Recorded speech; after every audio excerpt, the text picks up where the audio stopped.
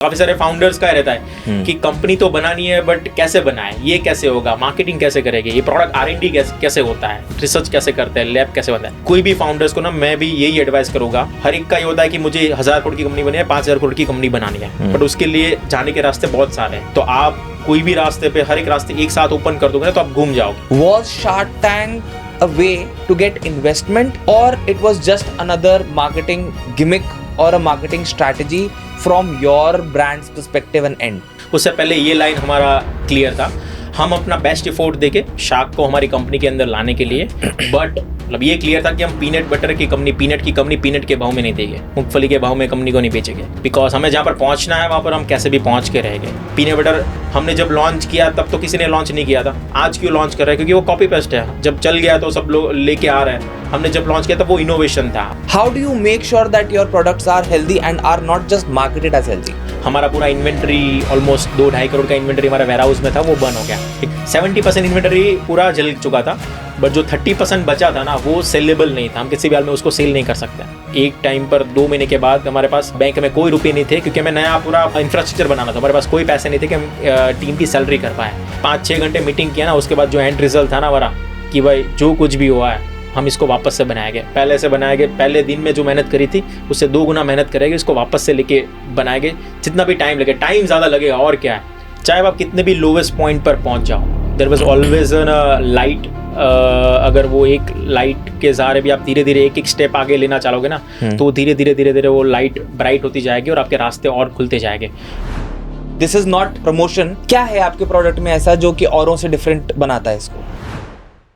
आज के हमारे पॉडकास्ट के गेस्ट हैं उमेश जी, अल्पिनो के को फाउंडर, जिन्होंने सिर्फ 800 रुपए से शुरुआत करके 100 करोड़ का एक हेल्थ फूड ब्रांड बना दिया है, जिसकी ब्रांड एम्बेसडर और कोई नहीं, खुद शिल्पा शेट्टी जी और मुकेश गहलोत जी जैसे बड़े फिटनेस इन्फ्लुएंसर्स हैं। शार्क टैंक इंडिया सीजन 1 का हिस्सा रह चुके Umesh Forbes 30 under 30 Asia and India में फीचर होने के बाद आज एक हेल्थप्रेन्योर आइकन बन चुके हैं। इस एपिसोड में हमने उनसे बात की उनकी स्टार्टअप जर्नी के बारे में और समझा कि कैसे एक आइडिया से बिजनेस बनता है। साथ ही जाने शार्क टैंक के कुछ behind the scene secrets, team building की स्ट्रैटेजी, इन्वेस्टर से डील करने के प्रूवन टिप्स और बूटस्ट्रैपिंग वर्सेस फंडिंग में क्या बेटर ऑप्शन होता है। यही नहीं, हमने पीनट बटर से जुड़े myths, healthy snacking trends, product development, investor rejection, digital marketing hacks, customer stories और अल्पिनो के ग्लोबल एक्सपेंशन प्लान्स जैसे टॉपिक्स भी कवर किए। तो चलिए शुरू करते हैं आज का ये super inspiring episode Umesh ji के साथ। Welcome to the Misfit Humans podcast. Thank you Dhruv. I'm really excited. मतलब हम कहते हैं Misfit Humans is for all the misfits out there, and as Alpino, as the co-founder of Alpino, I'll say you and all the co-founders are the true misfits. क्योंकि मैंने बचपन से सुना है कि if a brother and brother or a father and son or friends Correct. can work together, Correct. they can move mountains, and you're an example for a lot of people who are coming into the startup scene. मैं क्योंकि startup scene बोलता हूँ क्योंकि startup has become a culture. Correct. Right. पहले लोग entrepreneurship, leadership के बारे में सोचते थे, and it was very difficult for people to get into something and start something. Correct. But आजकल startup करना इतना आसान हो गया है कि लोग सोचते हैं and they just quit everything and they get into it. Correct. Alpino की शुरुआत कैसे हुई? How did like 6 friends come together and decide कि भाई धंधा करना है, कुछ स्टार्ट करना है। और ये Alpino का आइडिया कहाँ से आया, ये जानना चाहता हूँ मैं। सो ध्रुव भाई, मैं आपको बिगिनिंग से बताता हूँ। आई थिंक ऑलमोस्ट 8 साल हो गए एल्पिनो को, और as you mention we are true misfit, मतलब 6 फ्रेंड्स जो इंजीनियरिंग बैकग्राउंड से है, ऑटोमोबाइल इंजीनियरिंग किया हुआ है, और ये FMCG बिजनेस में आए, नोवेयर, जिनका कोई को रिलेशन नहीं है। हम जब कॉलेज में थे तो we are in Gujaratis, right, तो एक तो माइंड सेट में है कि धंधो करवो छे, પોતાનો જે બી કરવું છે પોતાનું કરવું છે, खुद का होना चाहिए जो कुछ भी करेंगे लॉन्ग टर्म में। तो गुजराती में भी स्पेशली काठियावाड़ी जो एक है, तो वो काठियावाड़ी का ये होता है कि लॉन्ग टर्म में मतलब धंधा ही करेंगे। हमारे इवन सारे फैमिलीज में लोग कहीं ना कहीं वो बिजनेस माइंड सेट से, बिजनेस से जुड़े हुए हैं। तो वो था कि स्टार्टिंग में कुछ ना कुछ ट्राई करेंगे, फिर एक्सपीरियंस लेके बिजनेस में घुसेंगे। बट एक्सपीरियंस लेने के लिए आपके पास कुछ तो अचीवमेंट्स होने चाहिए ना, कुछ मार्क्स होने चाहिए आपके डिग्री पर। तो वो कोइंसिडेंटली हमारे जो 6 फ्रेंड्स हमारे थे उसमें नहीं थे। हमारा मतलब वी वर प्रीटी क्लियर कि हम जो ऑटोमोबाइल इंजीनियरिंग में तो बेंगलोर, पुणे जो ऑटोमोबाइल्स के हब है वहाँ पर तो ऑफकोर्स हमें जॉब्स नहीं मिलने वाले, और जो जॉब मिलेंगे वहाँ पर, यहाँ पर कुछ गराज वराज में जॉब मिल जाएंगे तो उसमें कुछ हम उखाड़ नहीं पाएंगे। तो पहले से था कि कुछ ना कुछ अभी से हाथ पैर मारने पड़ेंगे। तो लास्ट सेमेस्टर से ही हमने हाथ पैर मारने चालू कर देते। टीचर्स आगे पढ़ा रहा है और हम पीछे सोच रहे हैं कि भाई हम अपना कुछ क्या करें या ऑटोमोबाइल इंजीनियरिंग डिग्री से तो कुछ होना नहीं है शायद। तो वहीं से कुछ हम हमारा ये भी था कि एवरी वीक ना हम जो आई थिंक पीछे तो हम 8-10 लोग थे तब, फ्रेंड्स थे जी। सब हम नए नए आइडियाज पर डिस्कशन करते थे। हर कोई कुछ नया रिसर्च करके लेके आता था। एवरी वीक कुछ नया आइडिया लेके आया, उसके ऊपर कर रहे हैं कि ये चलेगा ये नहीं करेगा। तो तब से लास्ट सेमेस्टर तो हमारा पूरा इसमें ही गया है। हमने शायद पढ़ाई पर उतना फोकस, क्योंकि हमें पता था पिछले 4 साल में तो कुछ करा नहीं, लास्ट सेमेस्टर में क्या कर लेंगे, तो एटलीस्ट डिग्री लेके कुछ ना कुछ स्टार्ट करते हैं। तो बिफोर आई थिंक इवन हमारा कॉलेज सेमेस्टर एंड हुआ, हमने ये डिसाइड किया था कोइंसिडेंटली कि हम एक्सपोर्ट बिजनेस में जाएंगे। एक्सपोर्ट तब ट्रेंड हो रहा था, गवर्नमेंट काफ़ी हेल्प करता है एक्सपोर्ट बिजनेस में, और एक्सपोर्ट के लिए आई थिंक आपको पास प्री अच्छे प्रोडक्ट्स हो, अच्छा नॉलेज हो, तो बहुत अच्छा आप स्केल कर सकते हो। और एक्सपोर्ट बिजनेस गुजरात में काफ़ी सारा एक्सपोर्ट होता है। गुजरात में काफ़ी सारे पोर्ट्स है। आई थिंक पूरे इंडिया में सबसे ज़्यादा कोस्ट लाइन गुजरात में होती है। तो एक्सपोर्ट के लिए गुजरात बहुत अच्छा, अगर आपके पास अच्छे प्रोडक्ट्स है तो बहुत अच्छा बूस्ट मिलता है। तो हमने वहाँ से एक्सपोर्ट, पहले ये डिसाइड हुआ था कि एक्सपोर्ट करना है। तो हमारे में जो टोटल हम 6 फ्रेंड्स थे उसमें से 3 फ्रेंड ने तो एक्सपोर्ट के क्लासेस करना चालू कर दिया है ड्यूरिंग द हमारा कॉलेज चल रहा है उसी दौरान। तो एक्सपोर्ट की क्लासेस करें। अभी एक्सपोर्ट के साथ हमें ये डिसाइड करना था कि प्रोडक्ट कौन सा हो, कौन सा ऐसा प्रोडक्ट जो हम इंडिया से एक्सपोर्ट करें और इंटरनेशनली बहुत डिमांड है, बहुत चले। तो हमने लोकली ऐसे प्रोडक्ट सर्च करना चालू किया। हमने एक्सपोर्ट के सारे डेटा निकाले, ऐसा कौन सा प्रोडक्ट है जो एक्सपोर्ट बहुत अच्छा गुजरात से हो रहा है। तो हमें फाइंड करते करते एक प्रोडक्ट मिला, पीनट बटर। तो पीनट बटर तब तो हमारे लिए बहुत नया था। पीनट बटर ये होता है, हमें कुछ नहीं पता था पीनट बटर क्या होता है। बस एक बार ड्यूरिंग इतना पता था कि जिम का जो हमारा मैम ट्रेनर है उसने बताया कि पीनट बटर खाओ है, उससे बॉडी बनती है, वो बहुत हेल्दी है, बहुत न्यूट्रिशन है। तो इतना पता था कि हेल्दी है, बट उसमें क्या होता है, क्या जाता है, किससे बनता है, कुछ नहीं पता था। तो उसमें प्रोडक्ट पीनट बटर मिला, उसके अंदर रिसर्च करना चालू किया। Why peanut butter we choose as export. India में तब एट दैट टाइम गुजरात में पीनट बटर ग्रो होता था, बनता था मैक्सिमम 90% वो एक्सपोर्ट होता था US, यूरोप, सारी जगह पे।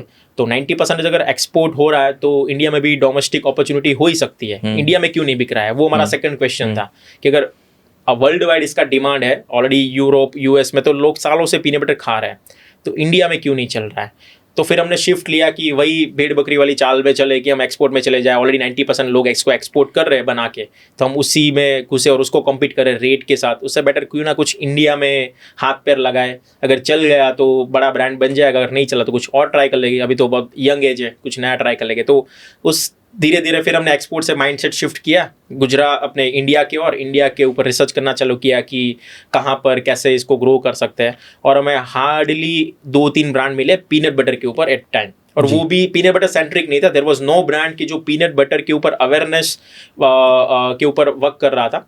तो हमने अपना पहला प्रोडक्ट चूज़ किया पीनट बटर, और हमने डिसाइड किया कि इंडिया मार्केट के लिए हम इसको लेके जाएंगे। हमने हमारा नीश फाइंड किया, ब्रांड नेम डिसाइड किया, और इस तरह से एक कंपनी की पूरी शुरुआत हुई। 6 फ्रेंड्स ने after just finishing the college हमने अपना 2 मंथ के बाद एक अपना छोटा सा पार्टनरशिप मॉडल पहले बिल्ड किया, और अपने दोस्त की एक छोटी सी ऑफिस थी वहाँ से स्टार्ट किया विदाउट एनी कॉस्ट। हमने वो पूरा सेटअप बना के छोटे से ऑर्डर से शुरुआत किया। तो ऐसे शुरुआत हुई एल्पिनो की with our first product peanut butter, और धीरे धीरे ये ग्रो करते गए। मतलब सिंगदाना खाते खाते कंपनी बना ली। करेक्ट। मतलब ऐसा क्या था जो आपने ये डिसाइड किया कि पीनट ही हमारा कोर प्रोडक्ट होगा, ब्रांड का कोर होगा? सो मैं आपको बताता हूँ, जब हम एक्सपोर्ट कर रहे थे ना, तब हमारा ये माइंडसेट था कि एक्सपोर्ट में ना आपको वायबिलिटी लोकल प्रोडक्ट्स की आती थी। मतलब मैं कोई प्रोडक्ट जो उत्तराखंड से, दिल्ली से, साउथ से, कोई प्रोडक्ट केरला से वो लेके यहाँ से एक्सपोर्ट करो, तो उसमें हमारा कोई वो हमारा स्ट्रॉन्ग होल्ड नहीं होगा। हम कोई ऐसा प्रोडक्ट ढूंढे कि जो गुजरात में ग्रो हो रहा हो और बहुत अच्छे से ग्रो हो रहा हो, बहुत अच्छी क्वालिटी का ग्रो हो रहा हो, और जिसको हम एक्सपोर्ट करें। तो पीनट बटर पहले गुजरात में इसलिए अच्छे से एक्सपोर्ट होता है कि बिकॉज गुजरात में पीनट बहुत अच्छे से ग्रो होते हैं। पूरे इंडिया का ऑलमोस्ट 60% पीनट्स गुजरात में ग्रो होता है। और पूरे एशिया का आप बोलो तो India is the second largest exporter in the world India is the second largest exporter of peanut after the China. तो उसमें 50% जो कंट्रीब्यूशन अकेला गुजरात का है। गुजरात में एक स्पेशली जूनागढ़, जिसको हम प्रमोट भी करते हैं, जूनागढ़ में जो पीनट ग्रो होता है, वी कैन प्राउडली से पूरे वर्ल्ड का बेस्ट क्वालिटी पीनट जूनागढ़ में जो न्यूट्रिशन वैल्यू के साथ ग्रो होता है। तो ये एक आइडेंटिटी जो इंग्रेडिएंट था पीनट, और उसके ऊपर जब हमने रिसर्च किया तो पीनट पहले वेजिटेरियन में बहुत अच्छा सोर्स है प्रोटीन का। वेजिटेरियन में अगर आप जो तो पीनट है, सोय है, वैसे काफ़ी सारा है, बट पीनट एक चीप ऑप्शन के साथ बहुत अच्छा सोर्स है। अगर आप कंपैरिजन करो तो पीनट एक बादाम बोल सकते हो आप, आलमंड के कंपैरिजन में उसमें न्यूट्रिशन वैल्यू है। तो और बस उसका प्राइस है वो 3 गुना कम है आलमंड से। तो वो एक बहुत अच्छा इंग्रेडिएंट है। इसको हम कैसे न्यूट्रिशन के साथ जोड़ के लोगों को तक और पहुंचाए, मार्केट करें, तो वहाँ से हमने स्टार्ट किया कि ये इंग्रेडिएंट पर हम धीरे धीरे और फोकस करेंगे। और हमने देखा कि धीरे धीरे ना इंडिया में हेल्थ का ट्रेंड बढ़ रहा है, लोग मोर एंड मोर अवेयर हो रहे हैं कि कैसे हम न्यूट्रिशन अपनी डाइट को हेल्थ करें, और उसके ऊपर हमने अपनी कैसे कंट्रीब्यूशन ऐड करें। तो उसमें पीनट को हमने चूज़ किया कि क्यों ना हम पीनट के ऊपर मल्टीपल रिसर्च करके ऐसी कंपनीज बिल्ड करते हैं जो पूरे वर्ल्ड अराउंड जाना जाए कि भाई पीनट से इन्होंने पूरा कंपनी बिल्ड किया है जो हेल्दी और न्यूट्रिशन के ऊपर बात करता है। आई थिंक स्टार्टअप का जो बेस होता है ना, दैट्स प्रॉब्लम सॉल्विंग, एंड कहीं ना कहीं your demography, your home state correct became your solution for your problem Exactly. of finding the right product. Exactly. कि भाई गुजरात से हैं, गुजरात में मेरी अवेलेबिलिटी आसानी से पीनट्स है, और पीनट्स से मैं कैसे लोगों की प्रॉब्लम को सॉल्व करूंगा, उससे आपको I think it become much easier for you to find the solution for all your problems and finding a solution for other people too. Exactly. और ना जो चीज़ें हमने चालू की उससे हम बहुत रिलेट कर रहे थे। पीनट से हमारे सालों से पीनट हमारे एंसेस्टर ग्रो कर रहे हैं, तो हम पीनट कैसे, पूरा पीनट का सीजन कैसे ग्रो होता है, उसका फार्मिंग कैसे होता है, वो सारा हमें पता है। उसका इंग्रेडिएंट का कॉस्ट का डिटेलिंग हमें पता है कि आपको कॉस्ट कटिंग करना है, because peanut is a commodity. तो आपको कॉस्ट वाइज उसको कैसे बेनिफिट लेके बहुत अच्छे से प्राइस पर आप प्रोडक्ट को बना के सेल कर सकते हो ना, वो उस पर हमसे ज़्यादा कोई नहीं जान सकता। तो ऐसा प्रोडक्ट जिसका आपके पास कुछ मोनोपोली हो, कुछ बैकग्राउंड्स हो, तो वो हमारे पास पीनट था। कि बाकी तो काफ़ी सारे प्रोडक्ट्स है वेजिटेरियन में प्रोटीन के सोर्स, बट ऐसा जो सोर्स जो हमारा मोनोपोली बन सकता है तो वो पीनट है। और हम ये बता सकते हैं कि भाई हमसे अच्छा पीनट के बारे में पूरे वर्ल्ड में कोई नहीं जान सकता, क्योंकि गुजरात में पीनट ग्रो रहा है, हम सालों से इसको उगा रहे हैं, उसके न्यूट्रिशन वैल्यू हमें पता है, उसको किस तरह से अदर प्रोडक्ट रिसर्च करके डेवलप कर सकते हैं ना, वो हमें पता है, उसका टेस्ट पैलेट है, उसके इंग्रेडिएंट का डिटेल है। तो ये एडवांटेज बन चुका आज हमारे। कहीं ना कहीं आपके रूट्स जो थे वो पीनट से कनेक्टेड थे, correct, and you got into the business of peanuts. I wanted to know like what were the biggest challenges, like जब कोई भी ब्रांड स्टार्ट होता है तो बहुत सारे चैलेंजेस होते हैं, आपके क्या चैलेंजेस है और आपने उन चैलेंजेस से कैसे ओवरकम किया? देखिए ध्रुव भाई, काफ़ी सारे चैलेंजेस आए।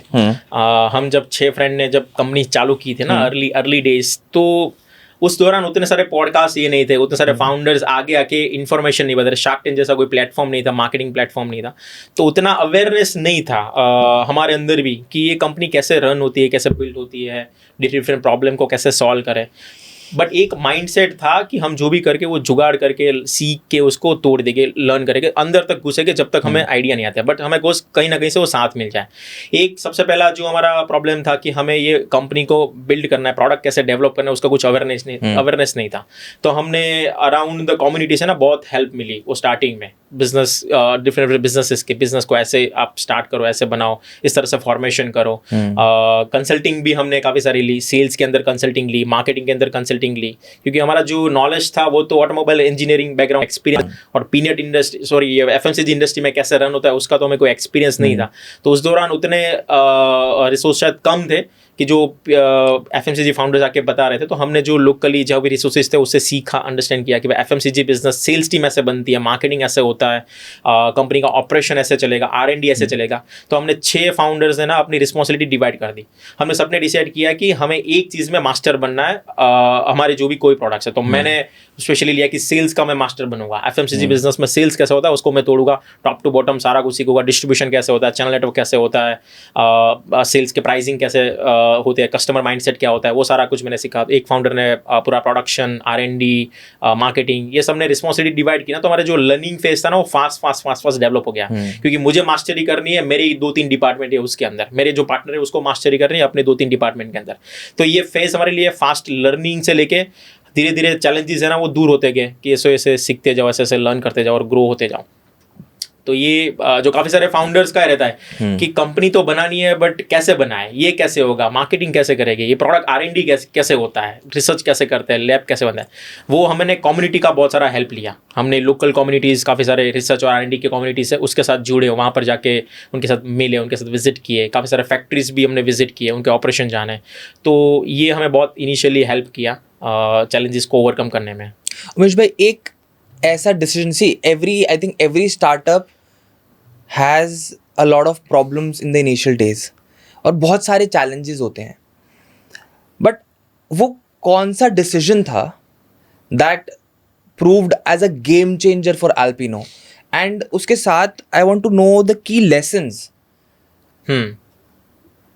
That other startups can take from it.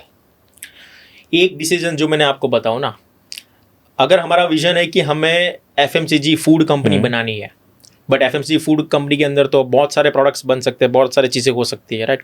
हम ये भी अलग अलग बेवरेजेस में जा सकते हैं, सॉसेज, अपने ब्रेकफास्ट सीरियल से, स्पाइसीज इंडिया में बहुत अच्छे से करते हैं, कहीं पर भी जा सकते थे। बट हमने हमारा जो विजन था ना उसको हमने रिस्ट्रिक्ट कर दिया था। Vision in terms of development और जो थिंकिंग था कि हम क्या लेके आएंगे, क्या प्रॉब्लम सॉल्व करेंगे, तो हमने रिस्ट्रिक्ट कर दिया था। रिस्ट्रिक्शन है ना आपकी इनोवेशन और उभर के आते हैं, क्योंकि आपको वो लिमिटाइज माइंड से ना उसमें कुछ नया लेके आना है। हमें अगर आइडिया आ गया कि हम ये बिस्किट बना लेंगे, हम ये अच्छा बेवरेजेस बना लेंगे, तो वो हमारे लिए नहीं था। हमने रिस्ट्रिक्शन लगा दिया हमारे थिंकिंग के ऊपर। हम जो कुछ भी करेंगे वो इंडिया का जो प्रॉब्लम है प्रोटीन डिफिशिएंसी जो आज इंडिया में पीपल के साथ है, तो उसके ऊपर हम काम करेंगे। तो वो पहला हमारा रिस्ट्रिक्शन था। सेकंड रिस्ट्रिक्शन था, हमारा जो कोर, हमारा स्ट्रॉन्ग होल्ड है वो पीनट है। तो हम कुछ भी ऐसा कुछ नहीं लेके आएंगे जो हमारा उसके ऊपर कोई होल्ड नहीं है, कल जाके वो मैं चेंज कर दे। तो हमारा जो सेकंड रिस्ट्रिक्शन था वो पीनट। तो हमारा पूरा कंपनी हमें प्रोटीन के ऊपर और जो प्रॉब्लम सॉल्विंग था और जिसके ऊपर हमारी मास्टरी है पीनट, उसके ऊपर डेवलप करना था। तो यहाँ से इनोवेशन चालू हुआ। अभी हम मुझे ऐसे प्रोडक्ट निकालना है जिसमें प्रोटीन वैल्यू बहुत अच्छा हो, जो कहीं ना कहीं लोगों की प्रोटीन डिफिशियंसी में हेल्प कर रहा हो, और सेकंड वो पीनट से बेस्ड हो, ताकि चीप कॉस्ट में, अच्छे कॉस्ट में उसको मैं लोगों तक पहुंचा पाऊँ। तो ये हमारे लिए बहुत गेम चेंजर बन गया है कि हमें ऐसे ऐसे प्रोडक्ट लेके आए जो पूरे वर्ल्ड में कहीं पर नहीं है। उससे इनोवेशन और हमारा उभर के आया। हमने कोई भी चीज़ कॉपी पेस्ट करने को नहीं मिला, क्योंकि वो चीज़ एग्जिस्ट ही नहीं करते है पूरे वर्ल्ड में, पीनट से इतने सारे इनोवेशन प्रोडक्ट्स। सेकंड चीज़, कोई भी फाउंडर्स को ना मैं भी यही एडवाइस करूँगा, मतलब हर एक का ये होता है कि मुझे 1000 करोड़ की कंपनी बननी है, 5000 करोड़ की कंपनी बनानी है, बट उसके लिए जाने के रास्ते बहुत सारे हैं। तो आप कोई भी रास्ते पे, हर एक रास्ते एक साथ ओपन कर दोगे ना, तो आप घूम जाओगे कि कौन से रास्ते पर जाओ, और हर एक जगह पर आप एफर्ट लगाओ, और हर एक रास्ते पर एफर्ट लगा रहे हो। उससे बेटर कोई एक स्ट्रिक्ट फोकस नीश फाइंड करो और वहाँ पर बहुत ज़्यादा मेहनत करो। तो उसमें जो आप प्रो बनोगे ना, वो आप किसी को मैच नहीं कर सकते। वो आप अपने डिफरेंशिएट मॉडल पर आपको कोई कंपैरिजन नहीं कर पाओगे, आप सबसे आगे निकल जाओगे। तो ऑलवेज फाइंड समथिंग स्ट्रॉन्ग कि जो डिफरेंशिएटिव हो, सबसे अलग हो, जिसमें और बाकी सारे लोग आपको कम्पीट ना कर रहे हो। अगर आपकी नीश को डिफाइन करें तो आप अपनी नीश को किस कैटेगरी में अपनी नीश को? Okay, so Alpino itself, for those anybody who's aspired to become a fit और फिटनेस एंथुसियास्ट। ओके, सो जो जिसको भी फिट बनना है उसके लिए एल्पिनो के प्रोडक्ट है। तो हमने हमारा जो नीश फाइंड किया है वो स्पेसिफिकली पूरे इंडिया में किसी को भी अपने हेल्दी लाइफस्टाइल के ऊपर जुड़ना है, अपनी लाइफस्टाइल को और हेल्दी बनाना है, उसके लिए एल्पिनो परफेक्ट है। इधर उनके ब्रेकफास्ट से लेके अपने इवनिंग तक के कोई भी during the snake, lunch, breakfast में जहाँ पर भी ऐड करना है, एल्पिनो उनके साथ जुड़ जाएगा कोई भी प्रोडक्ट के अंदर। तो 18 to 40-45 तक की एज के मेल फीमेल एनीबडी जिनको हेल्दी और फिट लाइफस्टाइल जीना है, उनके लिए हमारा प्रोडक्ट सूटेबल है। उमेश भाई, back in the days when you started, market बहुत डिफरेंटली वर्क करती थी, मार्केटिंग भी बहुत डिफरेंटली वर्क करती थी, राइट? आजकल तो प्रोडक्ट को मार्केट करने के लिए we got social media as the one of the biggest tools. Correct. Back in the days marketing was different. लोगों के मन में पीनट बटर को लेके एक बहुत ही डिफरेंट माइंडसेट था, क्योंकि मुझे अच्छे से याद है कि 2015, 16, 17 में लोगों को सिर्फ यही पता था कि पीनट बटर बल्क करना है, बॉडी Correct. बनानी है, Correct. हैवी बॉडी बनानी है या मोटा होना है, करेक्ट सिर्फ उस चीज के लिए है. And people did not consider peanut butter as a source of protein in their day to day life. Correct लोगों के दिमाग में एक ही चीज होती थी कि पीनट में प्रोटीन होता है बट उसमें फैट भी होता है, Fat तो भी ज्यादा होता पीनट का प्रोटीन कंज्यूम करोगे, पीनट कंज्यूम करोगे तो मोटे भी हो जाओगे. मोटे भी हो जाओगे. करेक्ट वहीं से मैं देखता हूं कि you went to shark tank. Was shark tank a way to get investment or it was just another marketing gimmick or a marketing strategy from your brand's perspective and end? So shark tank for us सिर्फ investment या आप बोलो because हमने investment तो लिया नहीं है तो आप बोलोगे कि वो मार्केटिंग के लिए आप गए थे वहां पर, but that was not intentional. Marketing के लिए भी हम सिर्फ नहीं गए थे और इवन दैट टाइम हमें ये भी नहीं पता था कि इतना बड़ा मार्केटिंग प्लेटफॉर्म है, क्योंकि that was a shark tank season 1. हमें ये आइडिया नहीं था कि सोनी टीवी पर आने वाला या सोनी लिव उनकी एप्लीकेशन पर आने वाला. और काफी बार तो होता है ये लोग सिर्फ ट्रायल करते हैं, अगर शो अच्छा बना तो एयर करते हैं और या एयर भी नहीं करते हैं. ठीक है, मेनी टाइम्स दैट हैपेंस. सो हमें ये आइडिया नहीं था कि इतना बड़ा मार्केटिंग प्लेटफॉर्म बन जाएगा.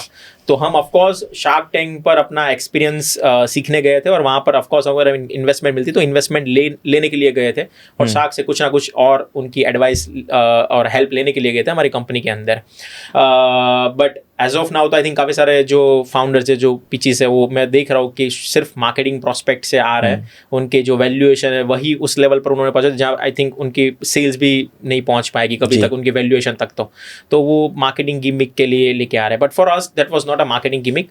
We genuinely want sharks and our company, उनके जो भी एक्सपीरियंस है उन्होंने कहीं ना कहीं हर एक ने अपनी नीश में कहीं ना कहीं फोड़ा है, तो उनके जो भी कनेक्ट्स है, उनके जो भी नेटवर्क्स है वो हम चाहते थे. बट वो हमारी जो एक सेट नहीं हो पाई वैल्यूएशन के बेस पर, थिंकिंग के बेस पर, तो वहीं से हमने अटका दिया. बट एवरीबडी थिंकिंग कि हमने वो मार्केटिंग के लिए शायद अटकाया है वहाँ पे. ये हुआ कैसे? शार्क टैंक मतलब कहाँ से पहुंचे आप, कैसे पहुंचे शार्क टैंक तक? शार्क टैंक पर हम एक लिंक्डइन पोस्ट से पहुंचे थे. दैट टाइम तो उतना मार्केटिंग नहीं था, सबको पता नहीं था कि शार्क टैंक आएगा, कोई शार्क टैंक के बारे में बात ही नहीं कर रहा था. जब अप्लाई किया तो किसी को मैं बोल दूं कि शार्क टैंक इंडिया में आ रहा, तो उनके भी नया चीज था. काफी मतलब जेन्युइनली 95% लोग तो जानते भी नहीं था, because this is Europe US में बहुत अच्छा चल रहा था. वी वेर कोइंसिडेंटली नो कि जब हमने रिसर्च कर रहे थे ना 2016 में, तब पीनट बटर के ऊपर हमने पूरे वर्ल्ड के सारे ब्रांड देखे थे. तो यूरोप का एक ब्रांड था, वो शार्क टैंक पे आया था 2012 या 13 में पीनट बटर लेके. तो हमने उसका पूरा पिच देखा हुआ था कि पीनट बटर लेके वो शार्क टैंक पे आया. और कोइंसिडेंटली वो जब शार्क टैंक इंडिया में आया ना और हमने वो पोस्ट देखा ना, तो हमने, मेरे फाउंडर थे, उसने बोला कि भाई ये तो अगर कोइंसिडेंट हो जाएगा कि हमने जब कंपनी चालू की थी शार्क टैंक में एक पीनट बटर का ब्रांड आया था यूरोप में, और इंडिया में भी हमें तो ज़रूर जाना चाहिए, तो इंडिया में हमारे लिए एक वो हो जाएगा, रिलेशन हो जाए. तो हमने उसी तरह से अप्लाई किया. That was a 4-5 steps process. Step by steps आपका अलग अलग प्रोसेसेस क्लियर होते हैं, फिर आप शार्क टैंक में एरो के आते हो. सो एट दैट टाइम जब इंडिया में तब आया तो हमारे पास कोई ऐसा प्री फिट नहीं था कि हमें शार्क टैंक में जाना ही है. हमारे लिए तो बस एक प्रोसेस था, हमें नहीं पता था वो आएगी नहीं आगे. अभी आई एम सीइंग कि सो मेनी फाउंडर्स के लिए अर्ली से ही एक वो ड्रीम बन जाता कि शार्क टैंक पे जाना है, इंडिया शार्क टैंक पर विजिबिलिटी बनाना है. बट वो हमारे माइंड में तब नहीं था. It was created and organically कि हम शार्क टैंक में पहुंच गए. पिच कैसे प्रिपेयर करी? How was it like to prepare a pitch? हम 4 लोग थे पिच में. हाँ. 2 लोग ऑपरेशन संभाल रहे थे कंपनी में. हमने उतना इंपॉर्टेंस नहीं दिया था ऑनेस्टली शार्क टैंक को, कि वे शार्क टैंक में 6 फाउंडर को जाना जरूरी है. ये इतना बड़ा भी शो बनेगा, इतने सारे लोग देखेंगे. ऑनेस्टली हमें उतना एक्सपेक्टेशन नहीं था शार्क टैंक इतना बड़ा हो जाएगा उस टाइम. तो हम 4 ही लोग गए थे कि भाई कंपनी को पूरा खड़ा रख के नहीं जाना है, 2 लोग ऑपरेशन मैनेज करो, क्योंकि 3 दिन उन्होंने हमें बुलाया था एट देयर वेन्यू मुंबई कि आप आओ, ये पूरा ये इस तरह से होगा. हमें ये भी नहीं पता था शार्क्स कौन कौन से है वहाँ पर. तो हमें नहीं पता था कि उसमें इन्वेस्टमेंट मिलेगा नहीं मिलेगा. ठीक है, उनका इन्विटेशन आया, जाते हैं, क्या कितना बड़ा शो होगा, मतलब हमें वो कॉन्फिडेंस नहीं था कि वो यूरोप यूएस इतना उतना यहाँ पर पिक होगा, उतने सारे लोग देखेंगे. तो हमें तो बहुत लाइटली लेके 4 लोग वहाँ पर पहुँच गए थे कि चलो जो होगा वो देखा जाएगा. दिमाग में क्या चल रहा था उस टाइम पे? What was exactly going in your head right in front of the founders, right in front of the people who are going to invest in your brand? Correct. दिमाग में ये चल रहा था कोई ऐसा सवाल ना पूछ ले कि जो टेलीविजन पर वो बन जाए ना, वायरल बन जाए हाँ। टॉपिक कि भाई ये फिर भी एक वायरल आई थिंक हुआ था कि आपकी कंपनी में सीईओ क्यों नहीं है, क्यों नहीं उनका एक वो काफी वायरल Right. हुआ था कि आपकी कंपनी में सीईओ क्यों नहीं, इतना अब बड़ा है कंपनी CEO? बना लिया तो। हाँ अभी सीईओ है, उस टाइम पर भी था CEO as a appointed position नहीं था, हाँ। बिकॉज हमारी कंपनी का स्ट्रक्चर हमने उस तरह से डिफाइन किया है and there was no outside entity to involve with in 6 months, so there was no Right. CEO representation का अभी जरूरत नहीं था। देयर आर अभी इन्वेस्टर है तो we have appointed CEO as organisation. उस टाइम पर माइंड में ये चल रहा था कि ये कैसे इन लोगों को अपन पिच देंगे, उनको कैसा बिजनेस हमारा लगेगा। हमारा बस यही था कि उनसे हमें ऑन पिच कुछ भी इंसाइट्स मिले, सीखने को मिले, बिकॉज ऑलरेडी बहुत अच्छा बिजनेस बना चुके हैं। उनका इन्वेस्टमेंट हमारे लिए सेकेंडरी बोल सकते हो आप कि उस टाइम पर इन्वेस्टमेंट बहुत अच्छी बात है ऑफकोर्स, बट उस दौरान द पिच वो हमें फीडबैक दे, सजेशन दे, हम अपना स्टोरीज दे रहे हैं उनको, बता रहे हैं कि हमने ऐसा बिल्ड किया, ऐसे किया, ये तोड़ा है, वो बता रहे हैं कि आपको ये चेंजेस करना है, ये इंप्रूव करना है। तो हमारे लिए लर्निंग से, अच्छा लर्निंग से, तो हमें इतना फेस टू फेस कनेक्शन कहाँ मिलेगा इसके अलावा, शार्क टैंक के अलावा, तो वो बहुत अच्छा प्लेटफॉर्म हमारे लिए बोल सकते हो। That was the biggest learning of Yes. from the sharks. हाँ, जो फेस टू फेस लर्निंग मिले है। बाकी वो सारे शार्क्स का मैं अगर टाइम कंबाइनली लेने जाऊँ तो मैं कभी मिट नहीं कर पाऊंगा उनके अपॉइंटमेंट से आगे जाके उनको फेस टू फेस मिल पाऊँ। ऑफर तो आप लेके आए नहीं वहां से, उन्होंने आपको ऑफर भी किया। I saw the entire pitch. Correct, right. 1.5 crore मांगने गए थे राइट, 2% के लिए, 2.5% के लिए, राइट, करेक्ट, 2.5% के लिए 1.5 करोड़ मांगने गए थे, और आपको ऑफर हुआ था, ऑफर स्टार्ट हुआ था 10% से, and it came down to I think 5%. We came down to 5%, but they were stuck at 8%. 8. For 3% we rejected the deal. यार इतना कुछ था पाने के लिए, Correct. right? And I think there was a certain thing to lose, was the equity, right? क्या चल रहा था दिमाग में कि यार मैं अपने धंधे का, अपने बिजनेस का 8% तो नहीं देने वाला? Was it कि आप लोग ऑलरेडी 6 फाउंडर्स थे? Was it कि इतना इक्विटी डाइल्यूट करके फ्यूचर पॉइंट ऑफ व्यू से कंपनी की ग्रोथ को इफेक्ट होगा? क्या चल रहा था यार इतने अच्छे ऑफर को, like getting so much knowledge, so much experience, so much exposure from sharks who have like 2,500 crore 3,000 crore के बिजनेस बनाए हैं जिन्होंने, और आप वहां पे like this you just left everything and you like 3% 5% में करना है तो करो, नहीं करना तो हम जा रहे हैं। क्या यार, क्यों, why? So many things, but मैं आपको अगर सिंगल लाइन में बताऊं ना ध्रुव भाई, सिंगल लाइन में अगर शार्क का इन्वेस्टमेंट आता या शार्क का इन्वेस्टमेंट नहीं आता, हमें जहाँ पर पहुँचना है वहाँ पर हम पहुँच के रह गए। ये सिंगल लाइन में हमारा थॉट पहले से क्लियर था। हम शार्क टैंक पर पिच जब हमारा एंट्री हुआ ना गेट से, उससे पहले ये लाइन हमारा क्लियर था। हम अपना बेस्ट एफोर्ट देके शार्क को हमारी कंपनी के अंदर लाने के लिए, but not will give anything. मतलब ये क्लियर था कि हम पीनट बटर की कंपनी, पीनट के भाव में नहीं देंगे, मूंगफली के भाव में कंपनी को नहीं बेचेंगे, बिकॉज हमें जहाँ पर पहुँचना है वहाँ पर हम कैसे भी पहुँच के रहेंगे। हम साथ जुड़े तो बेस्ट, बट नहीं जुड़े तो हम 6 पर उतना कॉन्फिडेंस था कि हम पहुँच के रहेंगे वहाँ पर। तो वो इंस्टिंक्ट पहले से क्लियर था कि हमें रिजेक्ट करना है, एक्सेप्ट करना है, वॉट एवर। अच्छे डील्स पर मिलेगा तो ऑफकोर्स एक्सेप्ट करना है, बट 3% वो हमारा निगोशिएशन ऑलमोस्ट, हमें ऑफर तो मिल गया था आई थिंक ऑलमोस्ट 15 मिनट के अंदर ऑफर मिल गया था। Normal conversation goes up to 1.5 hours, हमारा 1.5 घंटे तक कम्युनिकेशन चला था, कन्वर्सेशन चला था। बाकी का जो ऑलमोस्ट 45 मिनट्स तो सिर्फ नेगोशिएशन में गया, जो आपको टीवी पर तो जस्ट 5 मिनट दिखने को मिलेगा, जो नेगोशिएशन हुआ दिखने को मिलेगा, but there was so many. हम जो डोर्स के पीछे जाते हैं ना डिस्कशन करने के लिए, थिंकिंग करने के लिए, हम 3 बार गए थे डोर्स के पीछे, क्योंकि वो हमें उतना बता रहे थे कि आपको ये ऑफर लेना ही चाहिए, आप इसके बिना मतलब आपको कोई ग्रो नहीं होगा, या इसके बिना आप थोड़ा धीरे ग्रो करोगे, ऐसा आपको अगर हम जुड़ेंगे तो नेक्स्ट लेवल ग्रोथ कर लोगे। बट हम पीछे जाके ये डिस्कशन कर रहे थे कि ये क्या उतना वैल्यू करता है कि वो अगर वो आ जाएगी तो कल क्या वो 100 करोड़ बन जाएगा, कल 200 करोड़ बन जाएगा क्या वो आ जाएंगे तो? ऐसा नहीं होता है। वो आने से आपका 100 करोड़ 50 करोड़ नहीं बनेगा। It's always the founders who make the vision clear. आपके पास साथ में कोई एंटिटी जुड़ता है तो आपको एक ग्रोथ में ऑफकोर्स वो हेल्प मिलता है, बट एग्जीक्यूशन किसे करना है, एग्जीक्यूशन तो आपको खुद को ही करना है ना, वो आपको कुछ एडवाइस दे देगी, आपको कनेक्ट करा लेगी, उससे आपको बेनिफिट्स होगा। बट अगर आपके प्रोडक्ट में, आपके स्टार्टअप के आपको ऑलरेडी दम है, कहीं पर घुसने के लिए शायद आपको 4 धक्के और खाने पड़ेंगे ना, बट उसके लिए मैं अभी से 2% एक्स्ट्रा क्यों दे दूँ? मेरे 1000 करोड़ की 5000 करोड़ की कंपनी का 2%, 1% मैं अभी से क्यों दे दूँ? ये हमारा कॉन्फिडेंस था और हमने ऑलरेडी 3-4 साल में क्रैक कर रखा था। हमें पता था कि हम पहुंच जाएंगे और अच्छे से ग्रो कर लेंगे, तो इसलिए हमने डिसीजन लिया ऑफ कोर्स। बट ऑनेस्टली काफ़ी बार ना, if you are a new और अर्लिंग, तो आपको साथ में सपोर्ट चाहिए होता। हम तो 6 लोग थे, तो हमारा ऑलरेडी कम्युनिटी में काफ़ी सारे कनेक्ट से अंडरस्टैंडिंग थी, तो हम कहीं ना कहीं उसको तोड़ लेते। बट अगर आप 1-2 फाउंडर्स हो ना, तो आपको साथ में ऐसा मेंटर्स चाहिए स्टार्टिंग में, तो उसके लिए आप ऑफकोर्स 2-3% ना देखें। I am not advising everybody to do the same whatever we have done. हमारे लिए हमारे रीजंस कुछ अलग थे। हम 6 फाउंडर्स थे बेसिकली, तो 4 शख्स आने के लिए रेडी थे। We also give them an option to उसमें से 1 फाउंडर आ जाए या 2 फाउंडर आ जाए, क्योंकि उसमें 4 फाउंडर्स ऑलरेडी है, चारों अलग अलग नीश में है, अलग अलग कैटेगरी में है, सबका माइंडसेट अलग अलग है। आप खुद देखोगे शार्क अपने अपने हर एक जो पिचेस है ना, उनको अलग अलग एडवाइस देते हैं। किसी को बोलते हैं कि आप एक्सपांड मत करो, किसी को बोलते हैं आप सिंगल फोकस पे स्केल करो, किसी को बोलेगे आप इंटरनेशनल मत जाओ, किसी को बोलेगे आप इंटरनेशनल जाओ, ऐसे करके।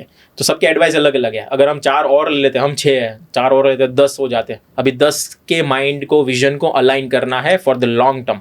500 करोड़, 1000 करोड़, 5000 करोड़, वो 1-2 साल में तो बनने नहीं वाला है। 5 साल तक मुझे वो विजन अलाइन करके रखना है। तो जो शार्क के प्रेशर रहेगा ना, शायद उसके कारण हमारे 6 के विजन जो है वो मिसअलाइन ना हो जाए। तो ये भी एक फियर था। हम 1-2 active investor, because sharks are active investors, वो आपके साथ मिल के बैठ के आपको इन्वॉल्वमेंट लेंगे कंपनी में। 2009 the passive investor, passive investor पैसा डाल के भूल जाएगा। ये शार्क्स है जो आपके पास एक्टिव मेंटरशिप देंगे।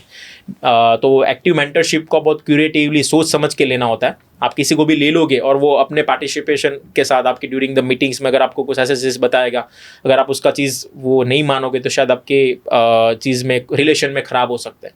तो वो सारे चीज़ें भी देखने होती है। और काफ़ी सारा चीज़ आई थिंक हमारे कुछ फेलो फाउंडर से भी हमारा डिस्कशन होता है, तो हमने ये चीज़ देखा कि due to the outside investor mindset काफ़ी बार को रिलेशन है वो बिगड़ जाता है, और जहाँ पर जो विजन, जो फाउंडर का विजन था वो चेंज हो जाता है। शायद वो वैल्यूएशन ड्रिवन हो जाता है, या शार्क के एग्जिट ड्रिवन हो जाता है कि कैसे शार्क को पहले एग्जिट दिला दे और उसके लिए ये चीज़ें करनी पड़ेगी ऐसे।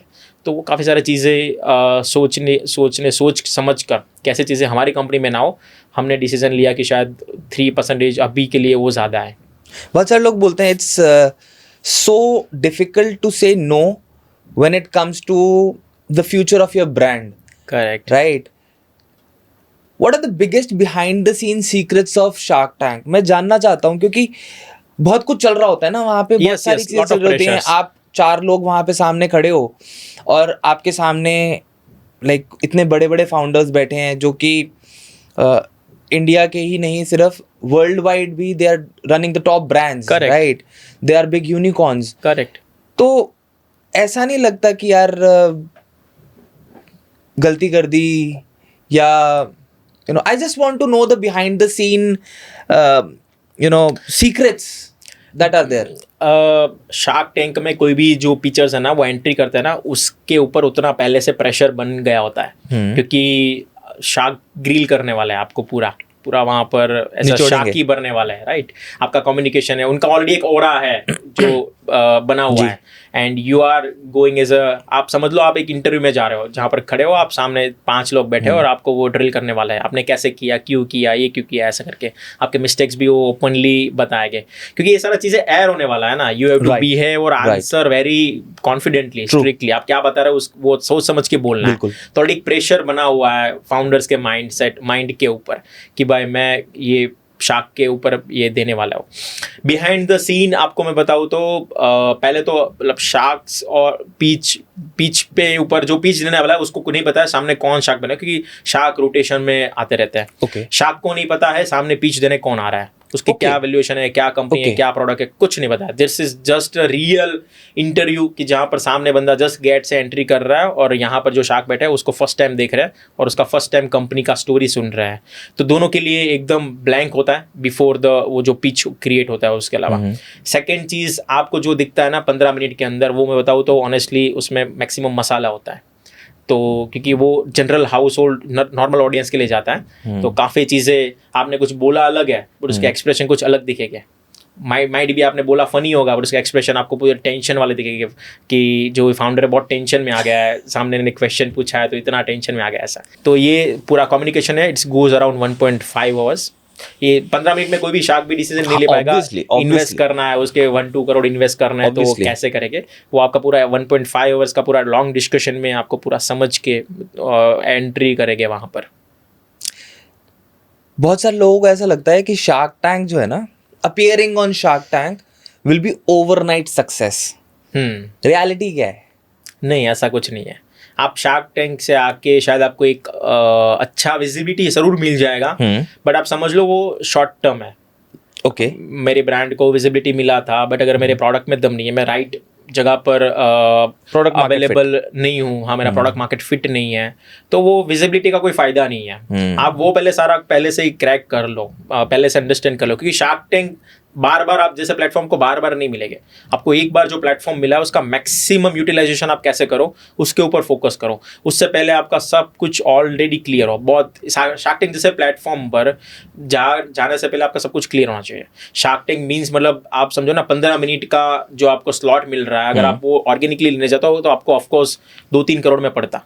तो अगर ऐसा इतना बड़ा प्लेटफॉर्म 1-2 करोड़ का पूरा पब्लिसिटी आपको फ्री में मिल रहा है, तो पूरा प्रिपेयर होके not for the pitch, I am telling you कि पूरा बिजनेस पहले से वो सेट करके जाओ कि आप सब पूरा आपका बिजनेस मार्केट फिट सही हो, आपके जो प्रॉब्लम जो सॉल्व कर रहे हैं वो ऑलरेडी सही है, आपके प्रोडक्ट इनोवेशन सही तरीके से आपने कर रखे हैं, वो सब कुछ सही हो। उसके बाद आप शार्क टैंक पे जाओ ताकि आपको डिस्ट्रीब्यूशन उसका मैक्सिमम बेनिफिट आप उठा पाओ जहाँ पर भी आप डिस्ट्रीब्यूशन कर रहे हो। तो और ओवरनाइट सक्सेस आप विजिबिलिटी के लिए बोल सकते हो कि सब लोग आपको जानने लगेंगे, काफ़ी सारे लोग आपके नेटवर्क में सब बोलेंगे कि आपने तो भाई बड़ा बना लिया है, क्योंकि आप वहाँ पर जाकर नंबर्स बोल रहे हो ना, और तभी तक तो आपके नंबर्स किसी को नहीं बताते। आपके फैमिली में भी उतने नहीं, हम नंबर्स की कौन बात करके भाई मैं 5 करोड़ बना रहा हूँ महीने का, कौन बात करता है। तो वहाँ पर जाकर तो आपको सब बताना पड़ेगा कि महीने का हम 2 करोड़ कर रहे हैं, 5 करोड़ कर रहे हैं, ऐसा करके। तो आपके फैमिली में सबका नजरिया चेंज हो जाता है कि भाई इसने तो बड़ा कंपनी बना लिया है, अभी तक तो ये छोटे छोटे कर रहे थे, अभी तो इन्होंने इतना बड़ा कंपनी बना लिया। तो वो परसेप्शन थोड़ा बहुत चेंज होता था। बट वो स्टारडम जो आपको लगता है ना, उसको ओवरकम मत होने दो। आप अपने जो भी जिसमें लगे हो, जो चीज़ आप मिशन सॉल्व कर रहे हो उसको फोकस रखो, नीश करो। बाकी ये सराउंडिंग ये मार्केटिंग है, वो आपको बिजनेस में उसको कैसे यूटिलाइज करना है उस तरफ फोकस करिए। क्या शार्क टैंक पे जाने के लिए कुछ पैसे भी देने पड़ते हैं? हमारे टाइम पर नहीं था, बट कुछ न्यूज़ अभी मिले थे शायद देने पड़ते हैं, बट मुझे नहीं लगता शायद शार्क टैंक के लिए वो पैसे। You did not pay anything, it was just a Organic. approach through LinkedIn Form. that you did, a form that you filled. Yes. And you were there on Shark Tank, Tank. and the episode happened and everything. It was like a bling bling episode ki Alpino as a brand, as a peanut butter brand, is an upcoming brand, and visibility Correct. was there.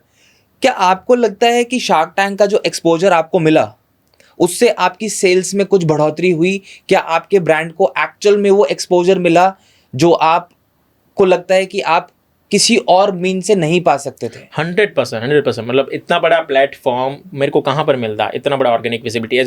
As a startup मेरे पास इतने marketing के पैसे ही नहीं है कि मैं national television पर अपना एडवर्टाइजमेंट दिखा पाऊँ, अपने प्रोडक्ट के बारे में जाके बात कर पाऊँ। मेन बेनिफिट ये है ना, यहाँ पर फाउंडर आके बात कर रहा है उनके प्रोडक्ट पर उनका कन्विक्शन कितना है। लोगों को यही चाहिए आज की डेट में कि भाई एक फाउंडर का कन्विक्शन क्या है। इन्फ्लुएंसर का कन्विक्शन तो ऑफकोर्स स्पीड है, फाउंडर किस लेवल से अपने प्रोडक्ट को जस्टिफाई कर रहा है, मार्केट कर रहा है, कौन से मिशन के ऊपर वो बात कर रहा है, वो लोगों को आज समझना है। और फाउंडर खुद आके वहाँ पर अपने प्रोडक्ट के ऊपर पिच दे रहा है, बहुत अच्छे से वो समझा रहा है और लोगों को ये बहुत अच्छे से समझ आता है। इसके कारण हमें प्रोडक्ट के ऊपर, सेल्स के ऊपर ऑफकोर्स हमें बूस्ट मिला। एक लोगों का ट्रस्ट है वो और अच्छे से बिल्ड हुआ, क्योंकि हमने खुद कन्विक्शन के साथ किया कि जो भी हम बनाते हैं वो बेस्ट क्वालिटी के साथ बनाते हैं। तो कन्विक्शन में फ़र्क पड़ता है लोगों के साथ। यार मैं आपका प्रोडक्ट देख रहा था और आपके प्रोडक्ट में ना मुझे कहीं पे ये नहीं दिखा कि as seen on shark tank, क्योंकि आजकल ना जितने भी लोग शार्क टैंक पे जा रहे हैं वो अपने प्रोडक्ट में ना बड़ा बड़ा छाप देते हैं।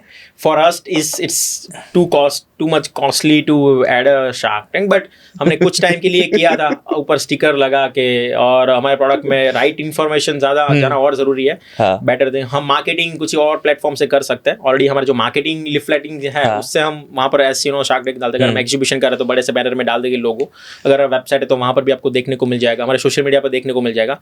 But on product we think कि भाई जो नेसेसरी इन्फॉर्मेशन है है, उसके लिए अगर उतनी जगह नहीं है तो ये शार्क टैंक वाला लोगो फिट नहीं बैठ रहा है। मतलब प्योर गुजराती माइंडसेट है उमेश भाई कि हमें अपने अपने प्रोडक्ट पे भरोसा है, क्यों लगाना है, क्यों शार्क टैंक का एडवर्टाइजमेंट करना है फ्री फंड में। Correct. Let's get back to the product, right? Yes. कितने सारे हेल्दी फूड प्रोडक्ट्स हैं मार्केट में।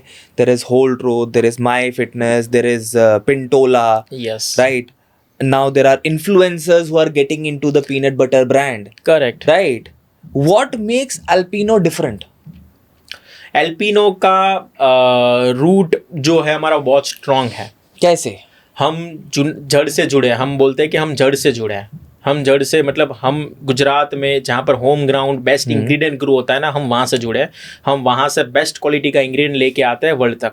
हम यहाँ वहाँ से कुछ प्रोडक्ट नहीं बना जिसका हमें अंडरस्टैंडिंग ही नहीं है। हम ऐसे ही प्रोडक्ट को इनोवेशन लेके आ रहे हैं जिसका हमारा एक्सपर्टीज नेक्स्ट लेवल है। सेकेंड चीज़, हम इनोवेशन के ऊपर बहुत फोकस कर रहे हैं। आज के डेट में हेल्दी फूड के ऊपर उतना इनोवेशन अभी तक नहीं हुआ है कि लोगों को अगर आपको अच्छे ऑप्शन ढूंढने हो ना स्नैकिंग के लिए, अपने ब्रेकफास्ट के लिए, मतलब जेन्यूनली अच्छे option, not just fake of saying कि हम हेल्दी है, उतना ऑप्शन है। इंग्रेडिएंट उसके बहुत स्ट्रांग हो, हेल्दी हो, न्यूट्रिशनली बहुत अच्छे हो, तो ऐसे इनोवेशन वाले प्रोडक्ट बहुत कम है। एल्पिनो का इनोवेशन इज द की। हमारे सारे प्रोडक्ट में कुछ ना कुछ इनोवेशन देखने को मिलेगा। We do not believe on copy paste things. हम मार्केट के लीडिंग मार्केटर की कोई भी चीज़ हमने कॉपी पेस्ट नहीं किया। हम वो चीज़ ऑफकोर्स लेते हैं, वो कैटेगरी ऑफ प्रोडक्ट लेते हैं, उसमें इनोवेशन लेके आते हैं।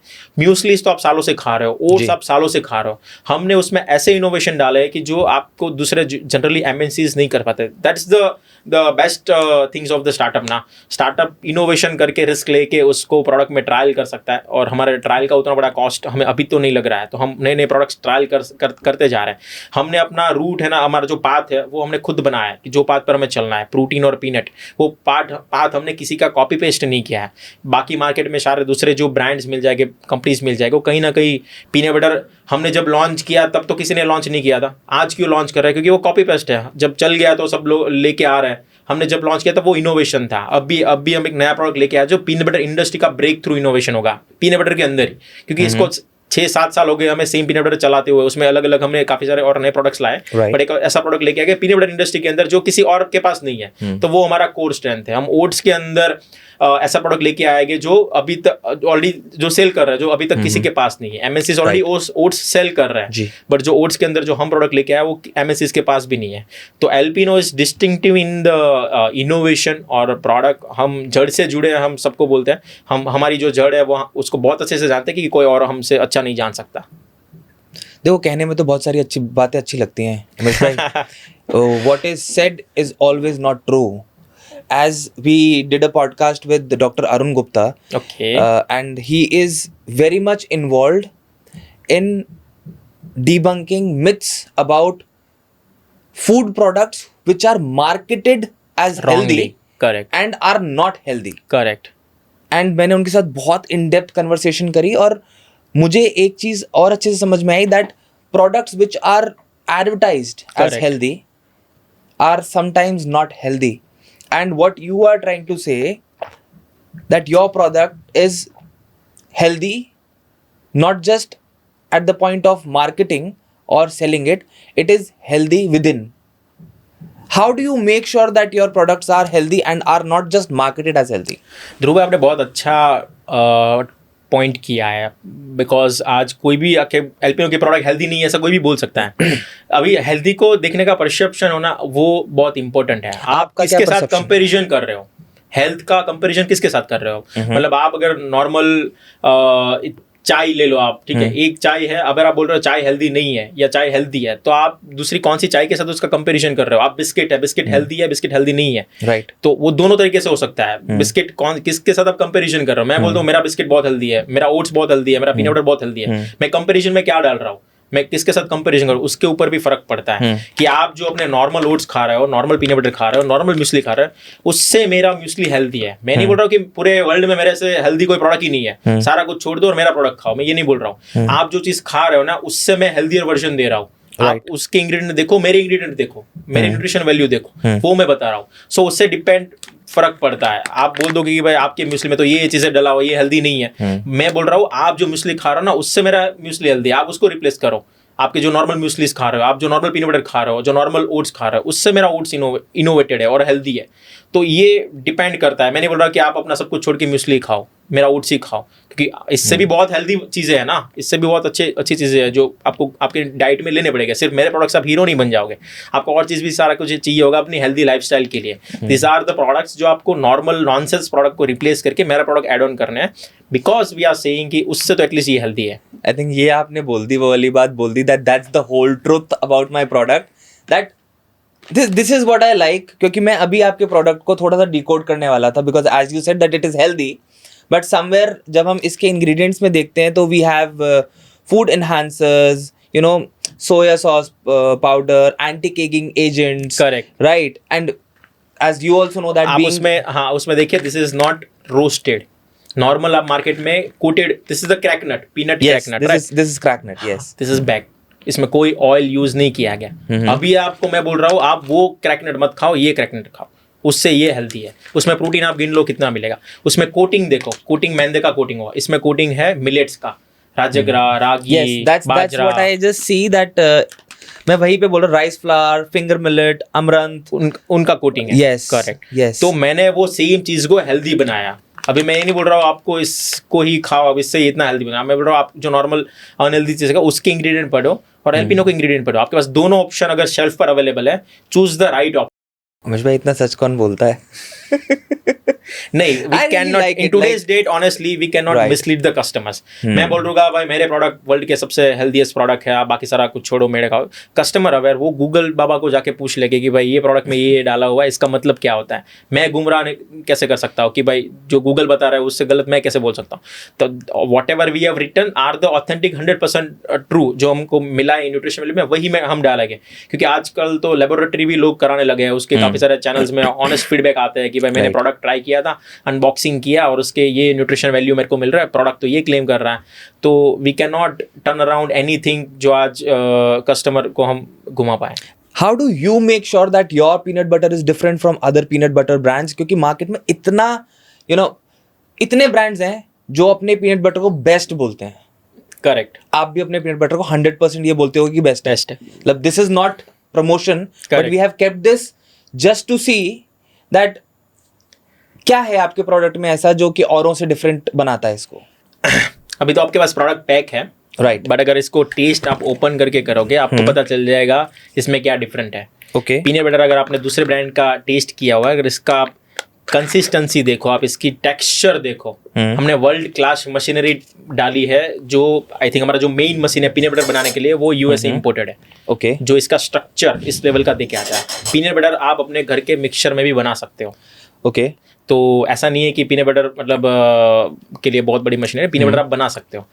आपको जो चाहिए डेली फुलफिलिंग, डेली रोज चीज़ें खा पाओ जिसको आपको खाने में मजा आए, तो उसका जो टेक्सचर है, इसका आपको जो माउथ फीलिंग मिलेगा ना पीनट बटर का, वो हमारा नेक्स्ट लेवल है। आप हमारा पीनट बटर टेस्ट करोगे, उसके बाद आप उसका रेगुलर कंजप्शन कैसे हो, उसके लिए जो हमने स्ट्रक्चर इसको दिया हुआ है वो बहुत अच्छे से हमने तोड़ा हुआ है। इसकी रेसिपी हमारी जो है वो राइट रेसिपी के साथ, कहीं ना कहीं ये प्रोडक्ट हेल्दी तो है, बट मुझे हेल्दी के नाम पर आपको हर रोज अगर खिलाएं तो इसको थोड़ा एडिक्टिव बना, addictive in terms of recipe के साथ, राइट पोर्शन ऑफ इसमें शुगर हो, इसमें जो शुगर डाला हुआ है लो शुगर के साथ हमने बनाया, तो राइट परसेंट ऑफ शुगर हो, कोकोआ राइट पोर्शन में हो, ना कि आपको टेस्ट अच्छे देने के लिए मैं बहुत सारा कोकोआ डाल दूँ। तो ये राइट पोर्शन के साथ जो रेसिपी बनाया हुआ है वो आपको एडिक्ट लगता है। आप नॉर्मल में मार्केट में दूसरे पीनट बटर है उसका आप टेस्ट करोगे तो कंसिस्टेंसी में आपको उतना अच्छे से नहीं मिलेगा, उसके जो टेक्सचर है वो उतना अच्छे से नहीं मिलेगा, उसके रेसिपीज है वो उतने अच्छे नहीं मिलेगा। I just had your peanut butter and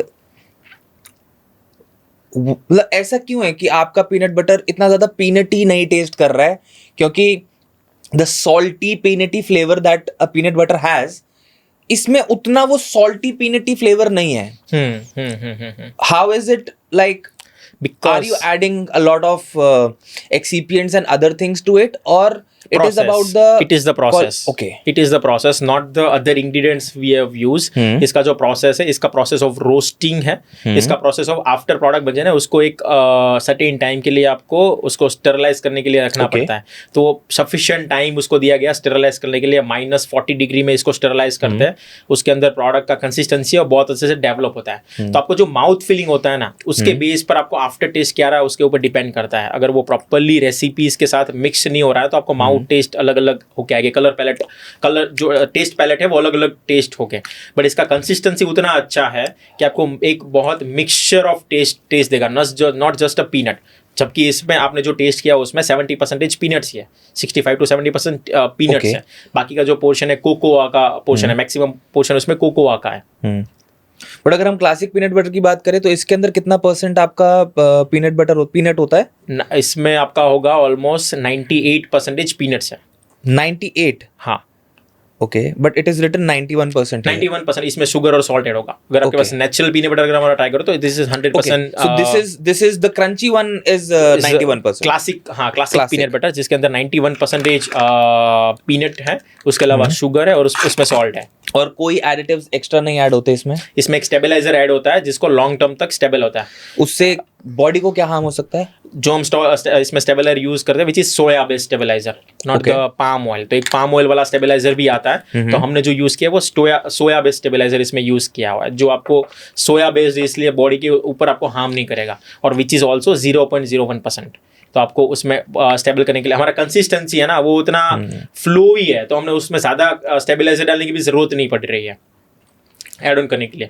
and if you मतलब फॉर दो सेट ऑफ कस्टमर्स कि जिनको 100% नेचुरल चाहिए, उसको कोई शुगर नहीं चाहिए, कोई एड ऑन नहीं चाहिए, तो उसके लिए we have the 100% natural peanut butter जिसमें कोई एक्स्ट्रा एडिटिव्स नहीं है. जस्ट आउट ऑफ पीनट डालो और लास्ट में उसका जार फिल हो रहा है, कोई इसमें कोई बीच में एडिटिव्स नहीं है. So for all the different niche ना we have created a different palettes of taste, right? मतलब सबको हर रोज अगर खाना है तो सबके डिश के अंदर अलग अलग वेराइटी ऑफ टेस्ट चाहिए. आपके अगर 100% नेचुरल खाना है, आपका एक you are the 100% natural diet अगर कंज्यूम कर रहे हो तो आपके लिए हमारे पास ऑप्शन है नेचुरल पीनट बटर. बट अगर नॉर्मल किड्स है तो उसको टेस्ट भी साथ में चाहिए, तो उसके लिए चॉकलेट पीनट बटर है.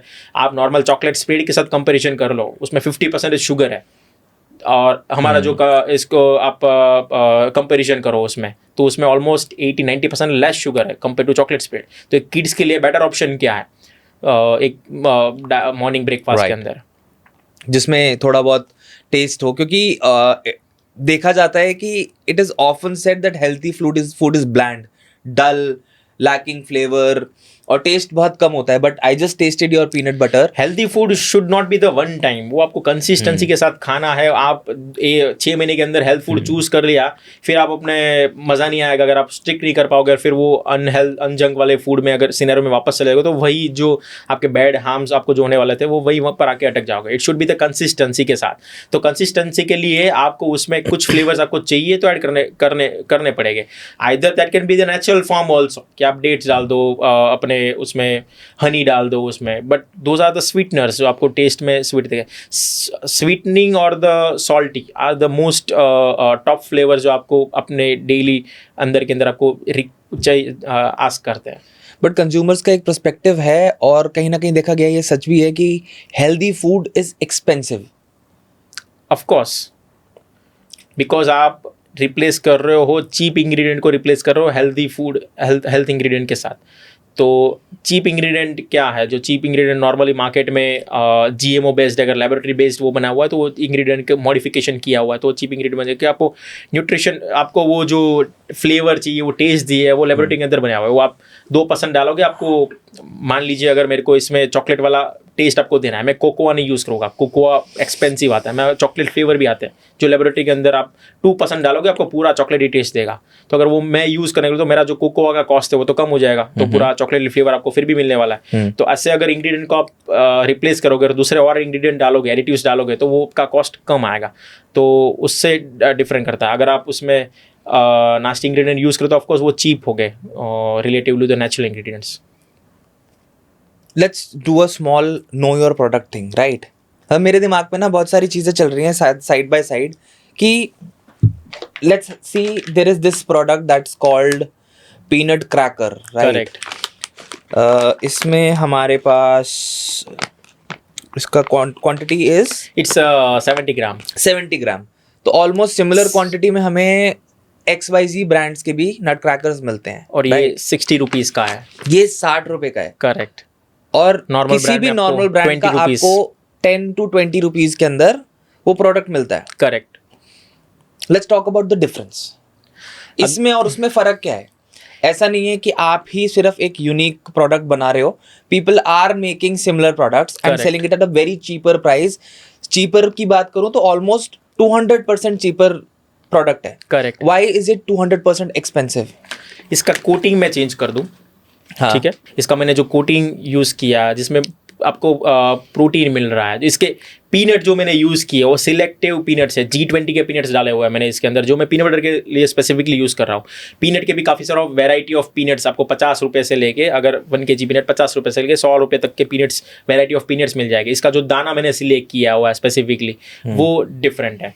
तो सिलेक्टिव प्रोसेस में, सिलेक्टिव इंग्रेडिएंट में मैंने इसको डेवलप किया है, इसलिए इसका कॉस्ट ज़्यादा है स्पेसिफिकली। और नॉर्मल अगर मैं ले लूँ तो ये 20 रुपीज़ में बन जाएगा, बट ये सिलेक्टिव नहीं कर पाऊंगा मैं। वो मेरे को पूरा होलसम पीनट आएगा, उसके अंदर छोटे दाने बड़े सभी तरह के पीनट्स हो गए, ख़राब भी हो गए। उसको मैंने उसमें अगर मैं निकालने जाऊँगा तो वो फिर क्वांटिटी कम हो जाएगी, उसका प्राइस बढ़ जाएगा। बट मैं सब कुछ यूज़ करूँगा, उसको उसका जो बेसन का कोटिंग है वो यूज़ करूँगा, उसको बेक नहीं करूँगा, फ्राइड कर दूँगा उसको।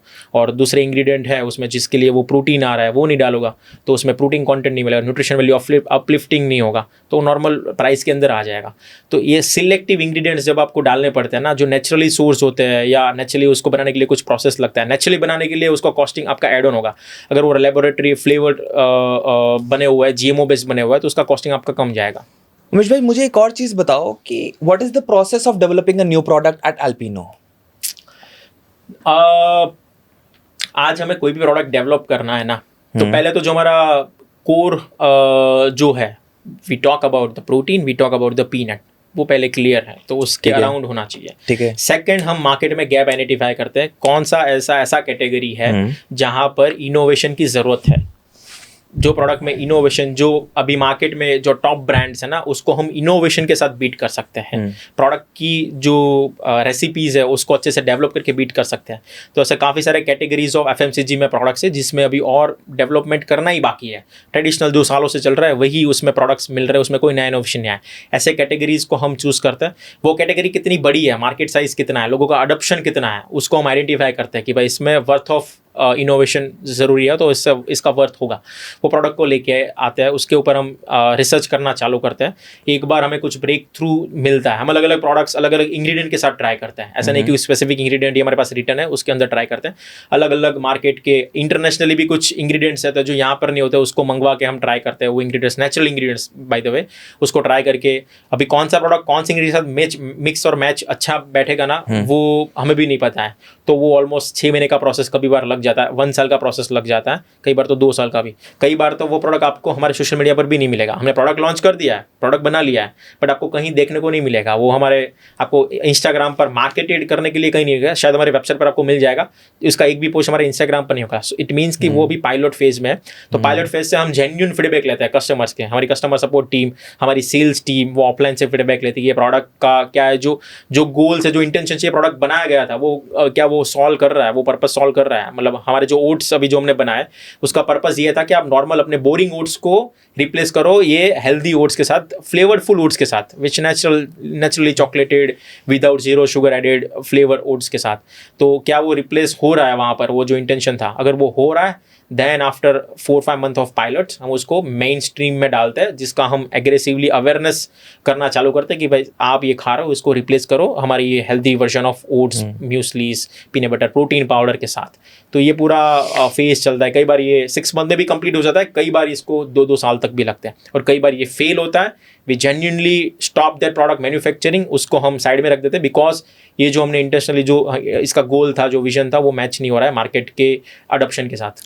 But what is the biggest learning from a failed product? Fail product के साथ हम मेजर होता है ना कि हम अपने विजन में चल रहे हैं कि भाई ये प्रोडक्ट ब्रेक थ्रू है, तो उसके ऊपर हम बहुत ही हैवीली अपना इन्वेस्टमेंट लगा देते हैं, बहुत मास प्रोडक्शन कर देते हैं, और जाके कस्टमर को तो वो चले ही नहीं।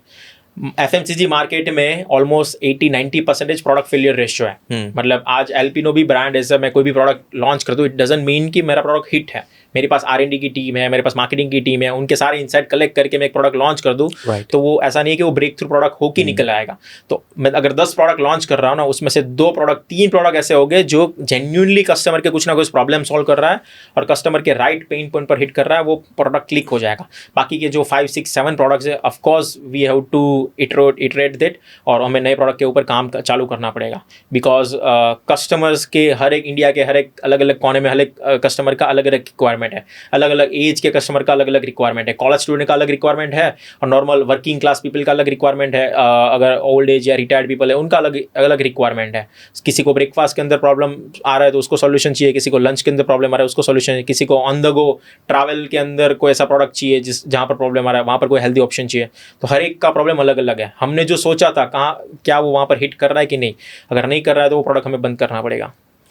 Which of your products is your personal favorite and why? मतलब बहुत सारे प्रोडक्ट बना रहे हो आप, आपका पर्सनल फेवरेट कौन सा है? Our peanut protein powder.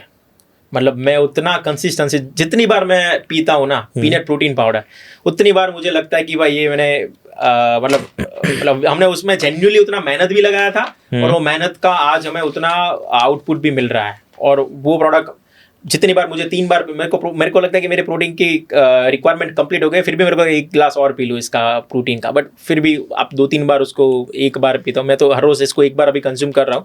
मेरा प्रोटीन का रिक्वायरमेंट को कंप्लीट करना है, तो मेरा जो सेटिस्फेक्शन मिलता है ना कि इसको पी के मेरे को इतना प्रोटीन मिल गया, इससे मेरे जो प्रोटीन के डिफिशियंसी के जो प्रॉब्लम्स होने वाला है वो इससे कंप्लीट हो जाएंगे, वो मेरे को आफ्टर पीने के बाद वो एक सेटिस्फेक्शन मिलता है यार।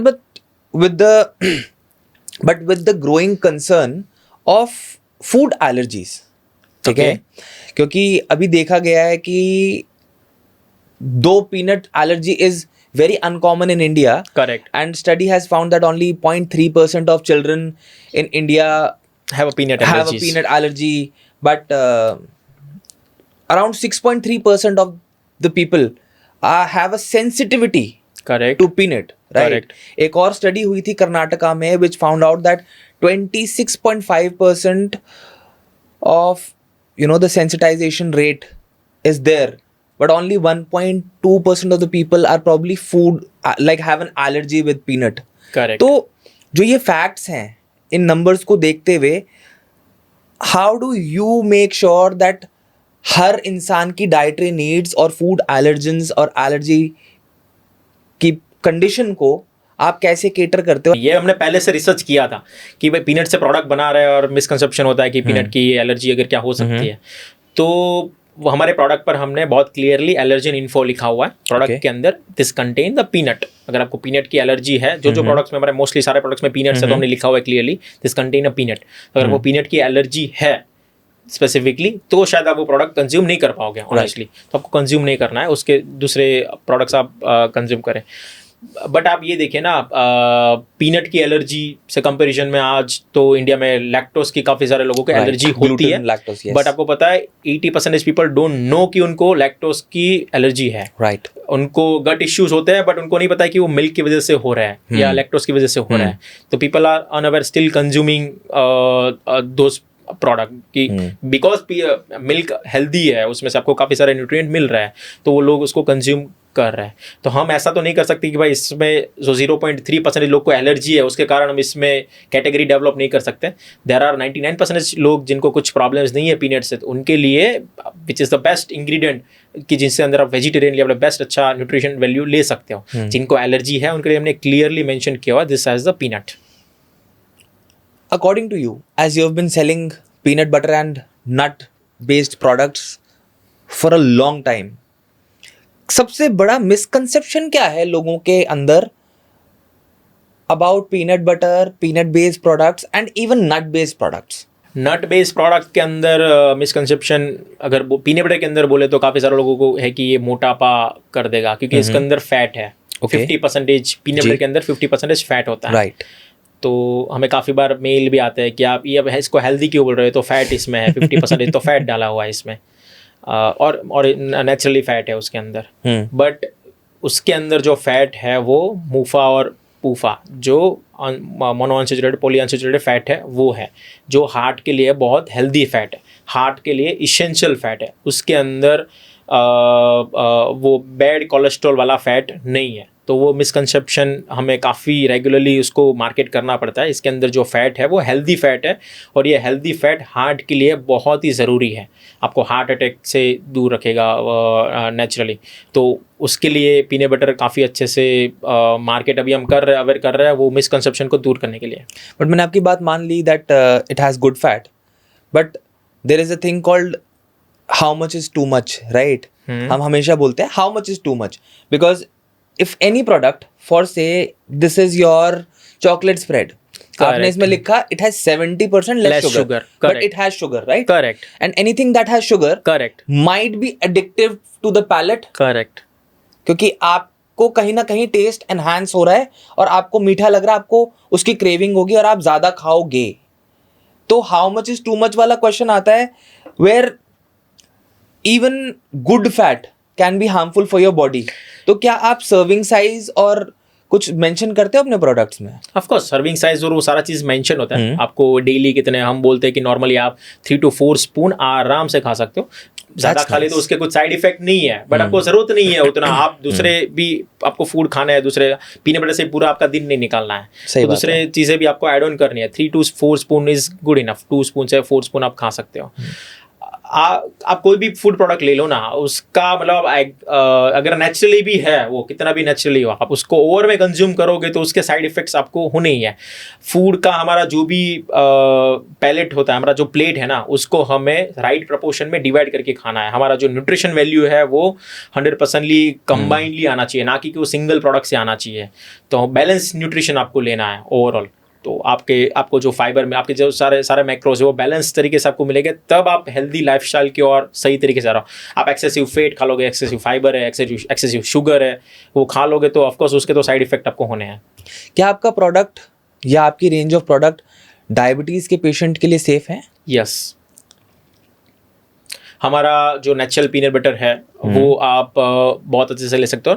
नॉर्मल हमारा जो वो खाने से आपका जो ब्लड शुगर है वो स्पाइक नहीं करेगा। नेचुरल पीनट बटर है हमारा, वो खाने से।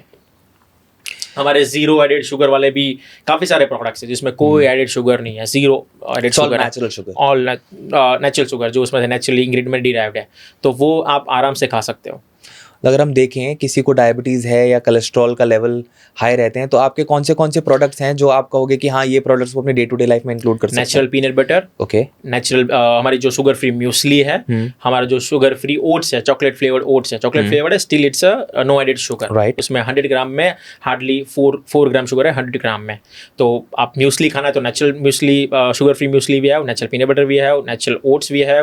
अभी हमारा पीनट प्रोटीन जो हमने निकाला है उसमें भी कोई शुगर एडेड नहीं है, जो एक उसमें शुगर को रिप्लेस करने के लिए मॉन्क फ्रूट डाला है जो आपका ब्लड शुगर स्पाइक नहीं करेगा। ओके, तो नेचुरली मॉन्क फ्रूट ऐसा फ्रूट है, उसका लो ग्लाइसेमिक इंडेक्स, हाँ यस, तो उसको हमने ऐड किया है। हमने कोई उसमें शुगर, मॉन्क फ्रूट का जो कॉस्ट है वो ऑलमोस्ट 10 से 12 गुना ज़्यादा है शुगर के कंपेरिजन में। हमारा प्रोडक्ट उसको ऑफकोर्स कॉस्टली बना रहा है, फिर भी हमने वो नेचुरल शुगर स्वीटनर उसमें यूज़ किया हुआ है। तो काफ़ी सारे प्रोडक्ट्स है, हर एक रेंज के अंदर कैटेगरी के अंदर हमारे पास ऐसे प्रोडक्ट्स है जो आप प्रोडक्ट को अपने ड्यूरिंग द डे खा सकते हो। उमेश भाई, what is your take on protein bars, plant based diet और ये जो ट्रेंडिंग सुपर फूड्स चल रहे हैं आजकल? Because you also sell your product as a healthy, you know, as a health food, right? Healthy तो नहीं लिखा आपने कहीं भी, बट हेल्थ फूड जरूर लिखा है आपने, राइट? तो आपका क्या मानना है protein bars, plant based diets and you know all those trending super foods that are being sold in the market? नहीं, ऑफकोर्स वो कंज्यूम करने चाहिए आपको। वही आपकी जो अनहेल्दी डाइट्स है ना, उसके साथ उसको आप रिप्लेस करो जहाँ पर भी पॉसिबल है विथ, और फिर ओवर भी करना ज़रूरी नहीं है। मैं ऐसा नहीं बोल रहा हूँ कि आपको वही सारे ऑप्शन चूज़ करने हैं। घर का खाना छोड़ दो, सारे ये हेल्थ फूड वाले प्रोडक्ट बाहर से पैकेज फूड लेके आओ और उसके रिप्लेस कर दो, ये भी ज़रूरी नहीं है। आप जो घर की रोटी दाल मग जो घर पे पॉसिबल है उसको मैक्सिमम घर पे करके उसके साथ ट्राई करिए, आपके घर के खाने के उसके साथ मिक्स करके, तो आपका जो बैलेंस न्यूट्रिशन है, बैलेंस डाइट है, वो ऐड ऑन होगा। क्या लग रहा है आपको, क्या इंडियन मार्केट रेडी है हेल्दी फूड इंडस्ट्री के लिए? यस, हेल्थ फूड इंडस्ट्री बहुत अच्छे से ग्रो हो रहा है डे बाय डे, और इंडियन माइंडसेट बहुत अच्छे से ग्रो हो रहा है। रिसेंटली पीएम मोदी ने भी बात की है कि हमें इंडिया को बैलेंस न्यूट्रिशन लेने की ज़रूरत है, अपने जो ओवरऑल डाइट्स है उसको और हेल्थियर बनाने की ज़रूरत है। तो पीएम मोदी तक आज बात कर रहे हैं, रिसेंटली उन्होंने एक मंथ से ये डिस्कशन किया था। तो आज everybody is talking about health. India में India is the diabetic capital. आज हम सबको पता है इंडिया में प्रोटीन डेफिशिएंसी बहुत ज़्यादा है कंपेयरिंग टू यूएस, यूरोप। आज इंडियन प्रोटीन डेफिशिएंसी में टॉप 10 के अंदर पूरे वर्ल्ड में फॉल करता है। तो हमें हेल्दियर, क्योंकि यंग जो जनरेशन है वो यंग एंथू और हाई एनर्जी तभी रह पाएगी उसको हेल्दी फूड मिल रहा है साथ में। अदरवाइज आप अपना मोटिवेशन, आपका एनर्जी है वो डाउन हो जाएगा, आप अच्छे से कंट्रीब्यूट ही नहीं कर पाओगे इंडियन इकोनॉमी के अंदर है। तो इंडियन जो यूथ है, जनरेशन है, उसको हेल्थ फूड के अंदर आना ही पड़ेगा। अल्पिनो कैसे, अभी आपने जैसे बोला कि बिग एफएमसीजी ब्रांड्स की हम बात कर रहे थे, तो अल्पिनो कैसे compete कर रहा है बड़े एफएमसीजी ब्रांड्स के साथ? हम इनोवेशन के साथ compete कर रहे हैं। हम वो ट्रेडिशनल रेगुलर प्रोडक्ट्स को कॉपी पेस्ट करके नहीं डाल रहे हैं। आज के इंडियन जो कंज्यूमर है उनको जो प्रोडक्ट्स चाहिए वो स्पेसिफिकली क्यूरेट करके उनके प्रॉब्लम आइडेंटिफाई करके वो प्रोडक्ट लेके आ रहे हैं। आपके जो रेगुलर डाइट के अंदर जो आपको प्रॉब्लम आ रहा है वो प्रॉब्लम, और जो स्पेसिफिक गैप्स के अंदर आपको प्रोडक्ट, जो गैप आप ट्रैवल कर रहे हो आपको वहाँ पर अच्छा हेल्थ फूड वाला प्रोडक्ट नहीं मिल रहा है, आपको अगर ब्रेकफास्ट के अंदर हेल्थ फूड वाले ऑप्शंस नहीं मिल रहे हैं, तो वो सारे क्यूरेटेड कस्टमाइज प्रोडक्ट्स हम इनोवेशन करके लेके आ रहे हैं। जो एक बड़े MNCs के अंदर जो इनोवेशन है वो धीरे से होके रह के आता है, वो हमारे लिए एडवांटेजिंग है और फटाफट अडॉप्ट करके हम लेके आ रहे हैं। आपकी सबसे बड़ी मार्केटिंग सक्सेस क्या है so far? Marketing success you mean in terms of sales हमें कुछ अचीव किया है ऐसे, या? यस, ऐसा क्या किया आपने मार्केटिंग के नाम पे जो आपको लगा कि यार दिस वाज यूनिक एंड यहाँ से हमें काफ़ी अच्छा सेल्स मिला है? अगर सेल्स मिला है तो ऑफकोर्स वो तो शार्क टैंक है।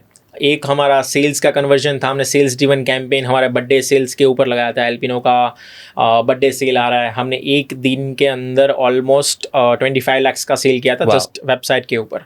25 लाख का सेल्स हमारी वेबसाइट से हुआ था एक दिन के अंदर। तो वो सेल्स में उस तरह का अचीवमेंट्स बोल सकते हो। मार्केटिंग कैंपेन ना, हमने अभी रिसेंटली एक कैंपेन लॉन्च किया था किसान दिवस के ऊपर, वो सेल्स के ऊपर है। That was a brand centric awareness campaign. We were saying कि जड़ से जुड़े हैं, जूनागढ़ से बेस्ट क्वालिटी पीनट हम पूरे वर्ल्ड तक पहुंचा रहे हैं। राइट। तो ये हमारा कम्युनिकेशन हमने लोगों तक पहुंचाया। हम जूनागढ़ के किसानों की पूरी एक स्टोरी दिखाई है कि कैसे ये जूनागढ़ का गोल्ड, हम सोने जैसा चीज़ लोगों तक पहुंचा रहे हैं, पूरे वर्ल्ड तक पहुंचा रहे हैं। हमें बनाना कि जूनागढ़ एक लोकल से पूरे वर्ल्ड लेवल तक लेके जाना है। तो वो हमारा बहुत बड़ा, और उससे हम इमोशनली कनेक्ट थे। वो कैंपेन, वो जस्ट कैंपेन नहीं था, हमें एक स्टोरी बतानी है पूरे इंडिया को, पूरे वर्ल्ड को, कि हम ये जो ट्रेजर लेके आ रहे हैं ना, not for just our product, मतलब ये नहीं बता रहा कि आप हमारे प्रोडक्ट ही खाओ वो ट्रेजर के लिए। वो प्रोडक्ट, वो पीनट्स है, उससे पीनट से बने हुए कोई भी प्रोडक्ट्स है पूरे वर्ल्ड में जहाँ पर भी मिल रहे हैं, वो प्रोडक्ट्स आप खाओ।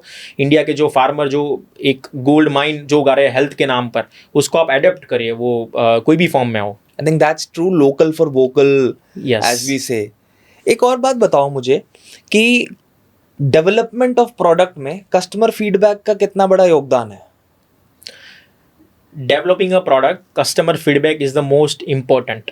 आप अपने एरोगेंस में नहीं चल सकते कि मेरा प्रोडक्ट तो तूड़ू है पूरे मार्केट में, ये बिक जाएगा, फटाफट निकलने लगा शेल्फ से। आपका प्रोडक्ट का रियल एक्सपीरियंस जब कस्टमर के हाथ में मिलेगा और जहाँ से वो फीडबैक देगा ना, वो बहुत बहुत इंपॉर्टेंट है।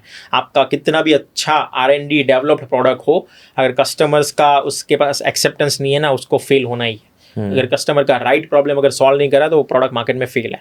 तो कस्टमर फीडबैक पर बहुत इनिशियल फेज में तो बहुत ही कॉन्शियसली आप उसके ऊपर ध्यान दीजिए।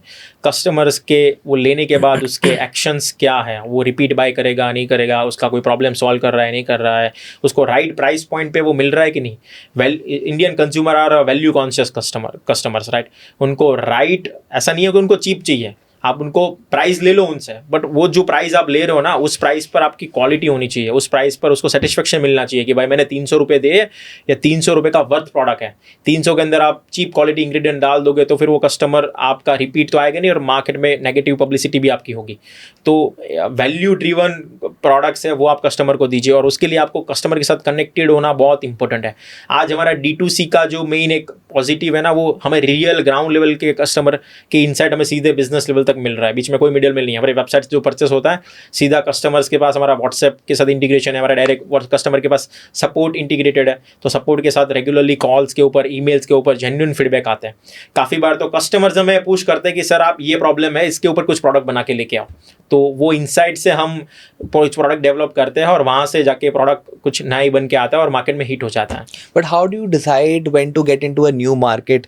You started from 800 rupees and now your company is 100 crore plus 100 crore plus brand, and now आप expand कर रहे हो, 15 plus countries में जा रहे हो। क्या challenges आते हैं जब आप global जाते हो? क्योंकि मतलब you know it's a mixed question in my head कि यार जब एक ब्रांड ग्लोबल मार्केट में जाता है, इतने छोटे लेवल से जब इंसान स्टार्ट करती, every brand someday was a small brand and they built it, right? Correct. Even Nestle was a small brand. Correct. At a time. So how do you decide to, you know, when to expand, how to expand, what to do? Global market में जाने के लिए क्या strategies होती हैं? For any product to become a successful, it's required a right timing, right TG, जिसको आप address करो, राइट प्रॉब्लम के साथ सॉल्व कर रहे हो वो। अगर आपने रॉन्ग टाइम पर रॉन्ग प्रोडक्ट लॉन्च कर दिया, रॉन्ग मार्केट के अंदर रॉन्ग टीजी को, तो प्रोडक्ट फेल होगा। एक्सपोर्ट हमें जाना है तो कब एक्सपोर्ट करना है, कौन से टाइम में करना है, उसका राइट टाइम क्या है, वो हमें पता होना बहुत ज़रूरी है। हम बहुत अर्ली कर लेंगे, बाद में कर लेंगे। हम इंडियन मार्केट को कौन से टीजी को अपना प्रोडक्ट पहुंचा रहे हैं, उसके लिए क्या कम्युनिकेशन डाल रहे हैं, वो बहुत इंपॉर्टेंट था। हमने कब प्रोडक्ट कब लॉन्च किया, वो भी बहुत इंपॉर्टेंट था। मैं आपको आज बता सकता हूँ, आप पीनट बटर का ब्रांड लॉन्च करो, आप हमें बीट नहीं कर पाओगे आज के रेट में, because peanut butter that was the time कि जब हमने स्टार्ट किया, we are the early movers, उसका एडवांटेज आज हमें मिल रहा है। Right. आप बना सकते हो, आपको डालना पड़ेगा 10 करोड़ रुपए अगर पीनट बटर को मार्केट में नंबर 1 आपको आज के रेट में बनाना है। हमने 800 रुपए से, आपने बोला ऐसे 100 रुपए कैसे बना लिया, क्योंकि वो राइट टाइम पर राइट मार्केट को आइडेंटिफाई करके हमने राइट प्रोडक्ट डाला था। तो कम रुपए में राइट प्रॉब्लम सॉल्व किया ना, तो उससे मार्केट का एडॉप्शन ऑटोमेटिक आ गया। आपको रॉन्ग टाइम पर अगर डाला तो बहुत सारा इन्फ्लुएंसर मार्केटिंग वो सारा करना पड़ेगा। ऑलरेडी क्राउडेड कैटेगरी अगर आप जा रहे हो, तो आपको अगर हिट बनाना तो बहुत सारा पेड मार्केटिंग आपको डालना पड़ेगा। अगर आपके पास पैसे कम है ना, तो राइट आप अपॉर्चुनिटी देखो और राइट टाइम पर उसको लॉन्च करो।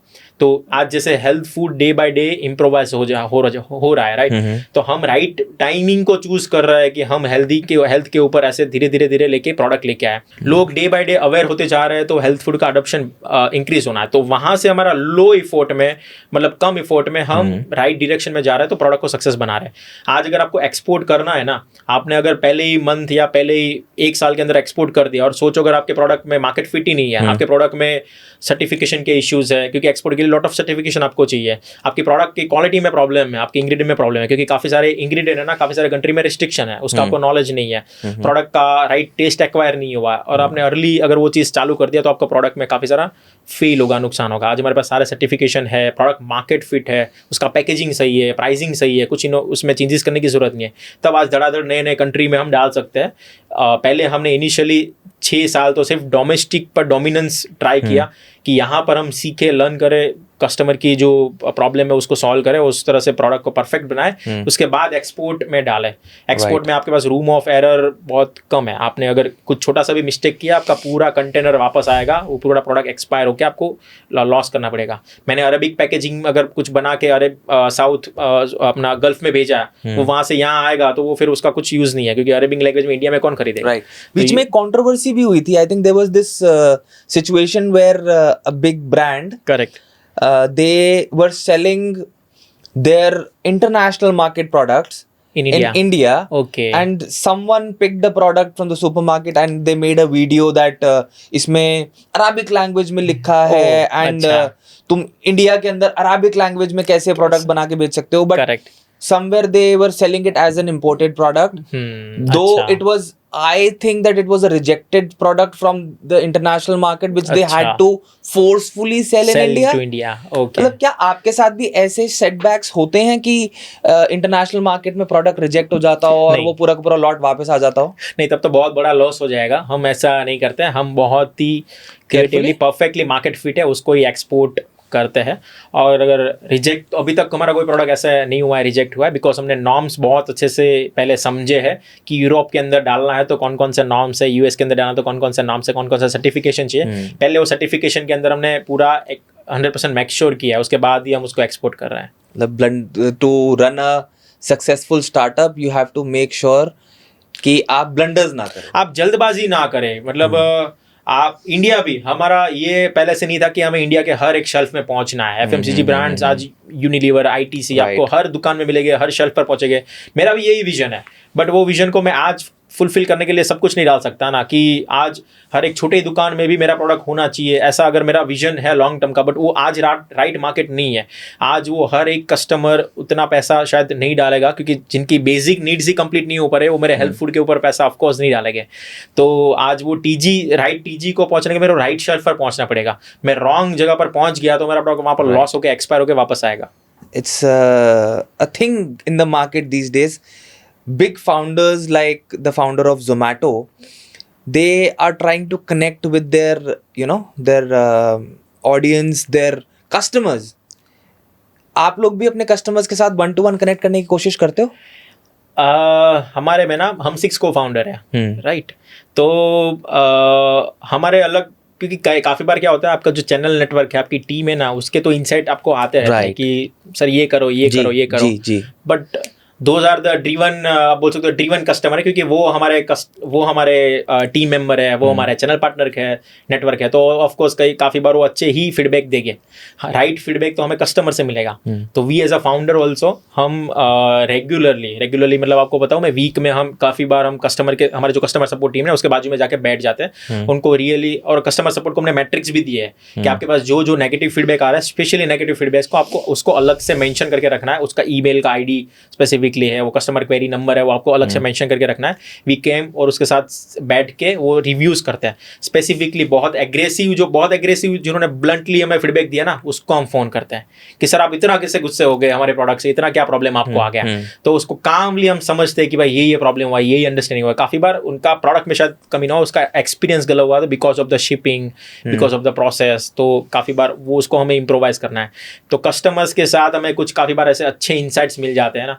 हमारे जो स्पेसिफिकली ओट्स है ना, वो कस्टमर से सेंट्रिक होकर वहाँ से फीडबैक आया कि हमें ऐसे ओट्स बनाने हैं, वहाँ से फीडबैक आया, और वहाँ से आज कैटेगरी क्रिएटर बन चुका है। हम कैटेगरी एमएनसीज के साथ वो प्रोडक्ट आज बिट कर रहे हैं। वो एक कस्टमर इंसाइट था कि जिनको हमें बहुत अच्छे से प्रोडक्ट के अंदर चेंज किया।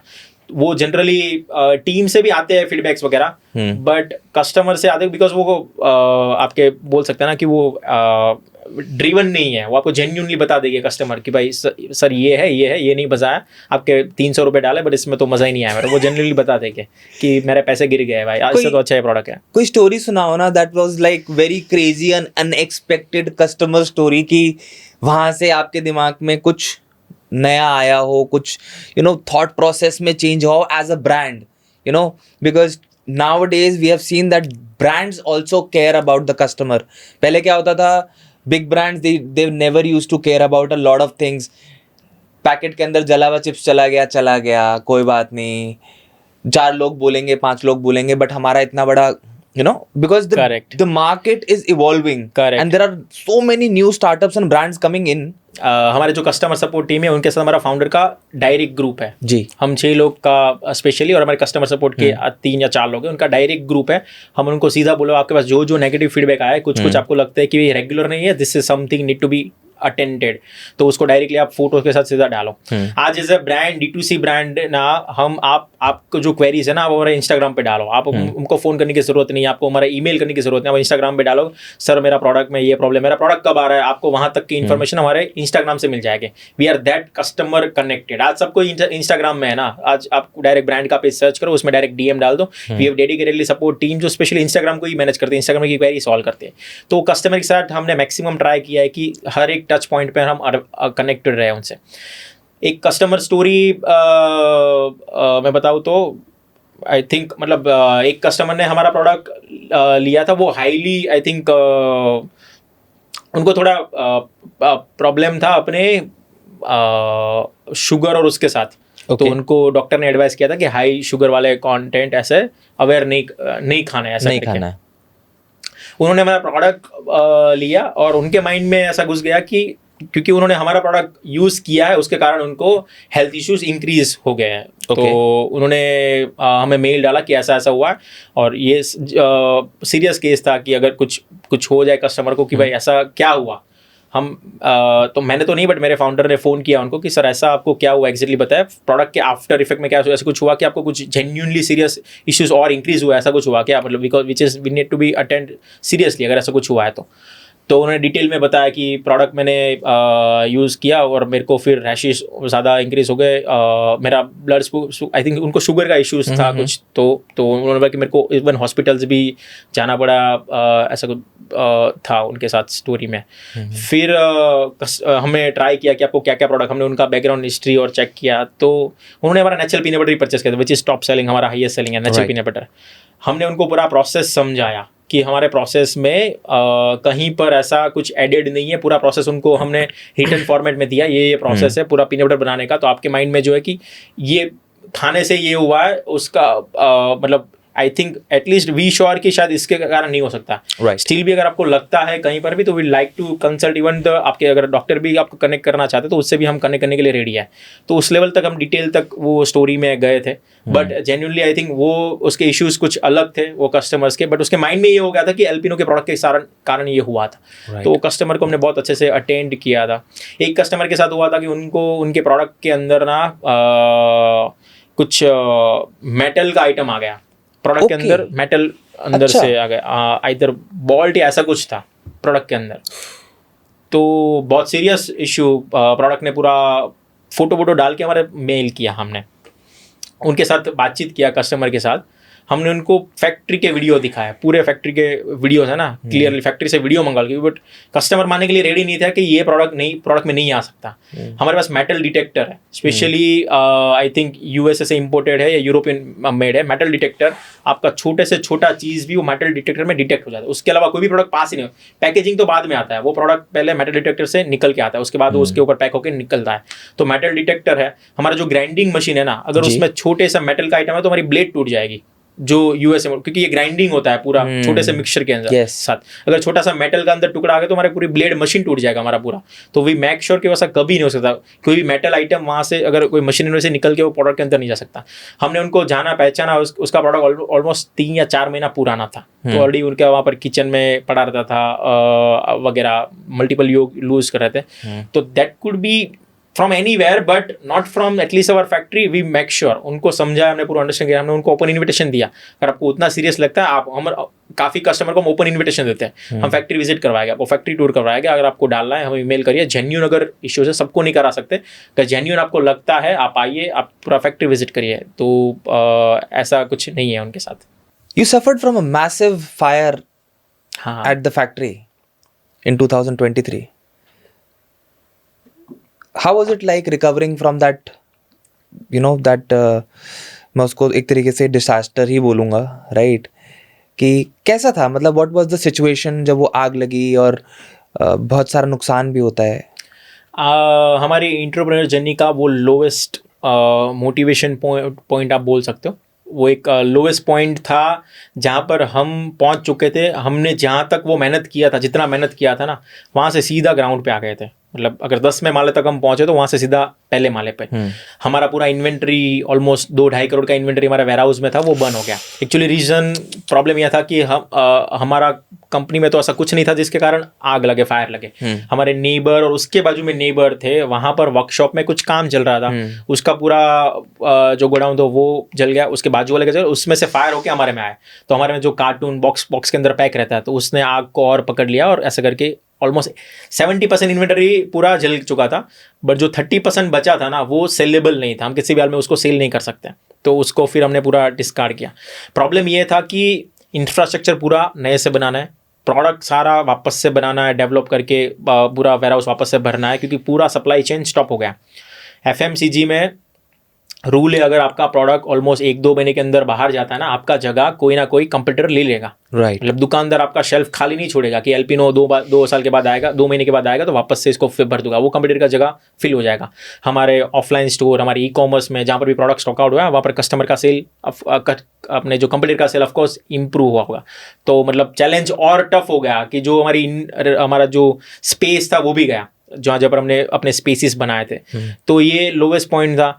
हमारे खर्चे तो ऑफ कोर्स चल ही रहे थे, क्योंकि सेल्स की टीम है, बैकएंड की जो टीम है, उनको हम मना कैसे बोल सकते हैं। उस टाइम पर हमने काफ़ी बार इसको उस टाइम पर सोचा कि इसको कैसे करेंगे। हमने ऑलमोस्ट 6-8 घंटे एक बार मीटिंग की थी, इसको हम आगे कैसे अभी लेके जाएं, नुकसान क्या हुआ उसके बारे में बाद में बैठेंगे, अभी इसको कैसे लेके जाएं।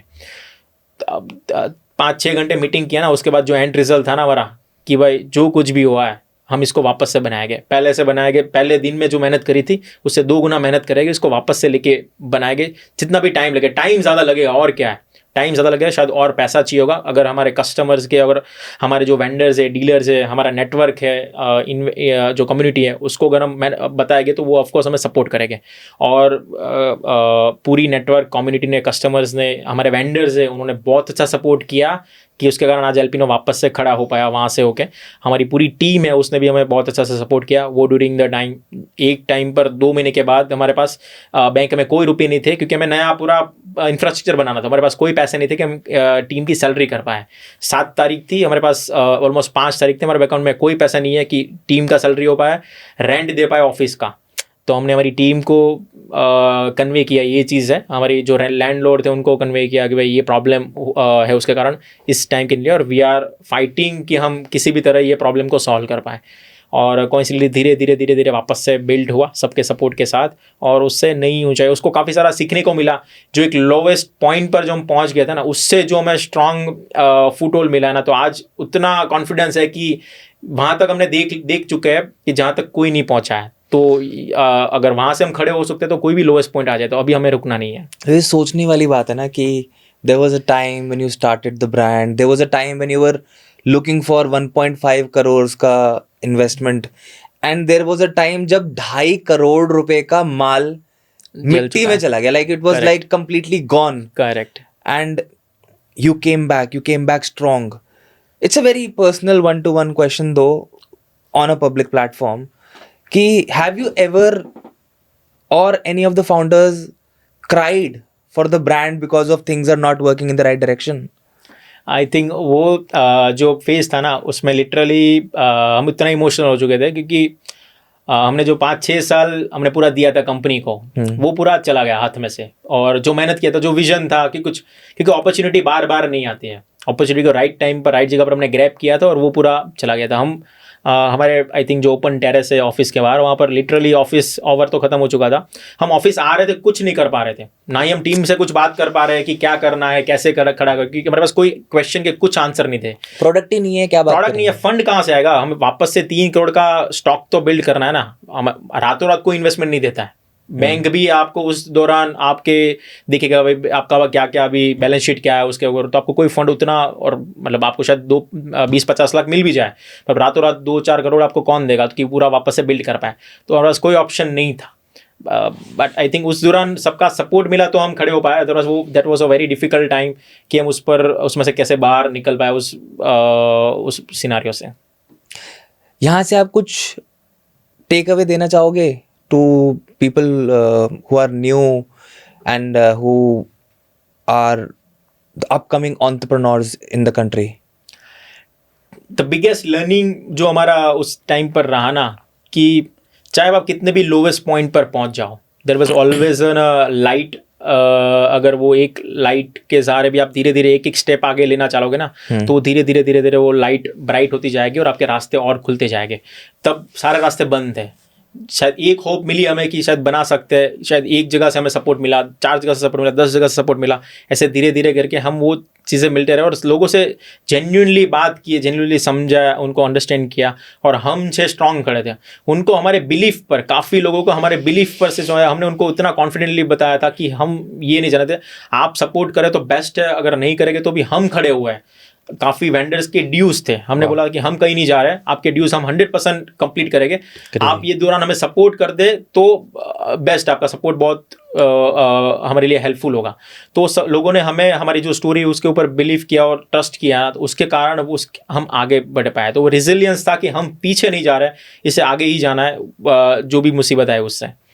यार एक एड कैंपेन था आपका जिसमें खली ने आपके को फाउंडर को किडनैप कर लिया था। ये आइडिया कहाँ से आया यार? इतने इतने इनोवेटिव आइडियाज, बिकॉज मैं देख रहा था, it is such an innovative idea कि को फाउंडर को, पीनट बटर के को फाउंडर को ग्रेट खली ने उठा लिया।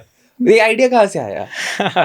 ये idea of course marketing team का और हमारे साथ रैंडम डिस्कशन हुआ था कि खली के साथ ऐसा क्या कर सकते हैं कि जो उनकी पर्सनालिटी है ना थोड़े उनके साथ मैच हो पाए। तो कुछ थोड़ा क्रेजी करने का सोचा कि ऑफ कोर्स खली के साथ कुछ क्रेजी लेवल का ही हो कि बंदा भी ऑलरेडी क्रेजी ग्रेट खली है, right, making peanut butter great again. तो नॉर्मल कैंपेन नहीं बनाना था, तो उसके कारण वो फाउंडर, मिसिंग फाउंडर वाला स्टोरी बनाया कि खली एल्पिनो के फाउंडर को उठा ले क्योंकि उनको प्रोडक्ट टाइम पे नहीं मिल रहा है, उतने इतने हेल्दी प्रोडक्ट उनको टाइम पे नहीं मिल रहा है। साले मेरे को अपनी बॉडी बनानी है और मेरे को प्रोडक्ट टाइम पे नहीं, मैं तेरे को उठा लेता हूँ। How was the partnership with KL Rahul, और उसने कैसे आपको how like did it contribute to the the digital growth and brand recognition? Yes, I think that collaboration very beginning था। उस टाइम पर हमने कोई बड़े सेलिब्रिटीज या बड़े इन्फ्लुएंसर के साथ उतना बड़ा कैंपेन नहीं किया था। केएल राहुल के साथ हमने जब कैंपेन किया और क्रिकेट में आई थिंक वो उनका टाइम भी बहुत अच्छा वो पिक हो रहा था, उसके अच्छे उस दौरान उन्होंने अच्छी सेंचुरीज भी मारी थी, तो उससे बहुत अच्छा, क्योंकि उनके प्रोफाइल पर विजिट्स और अच्छे से आ रहे थे, तो उसके कारण एल्पिनो को भी एक ऑर्गेनिक विजिबिलिटी काफ़ी अच्छा मिला था उस दौरान।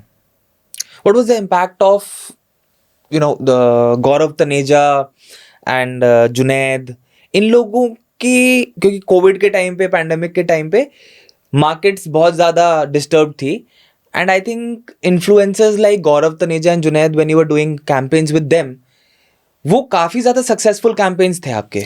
हमारे साथ जो कुछ एथलीट्स जो जुड़े थे ना उस दौरान, और जो आई थिंक पूरी टाइम लाइन के साथ हमारे जो एथलीट्स जुड़े हैं वो हमारे साथ एज अ बहुत मतलब खुद की ब्रांड होती है ना, उस तरह से वो जुड़े हैं। उनको जेन्युइनली प्रोडक्ट्स उतने अच्छे लगे थे, जेन्युइनली प्रॉब्लम सॉल्विंग लगे थे, कुछ इनोवेटिव लगे थे, उस कारण वो जुड़े हैं।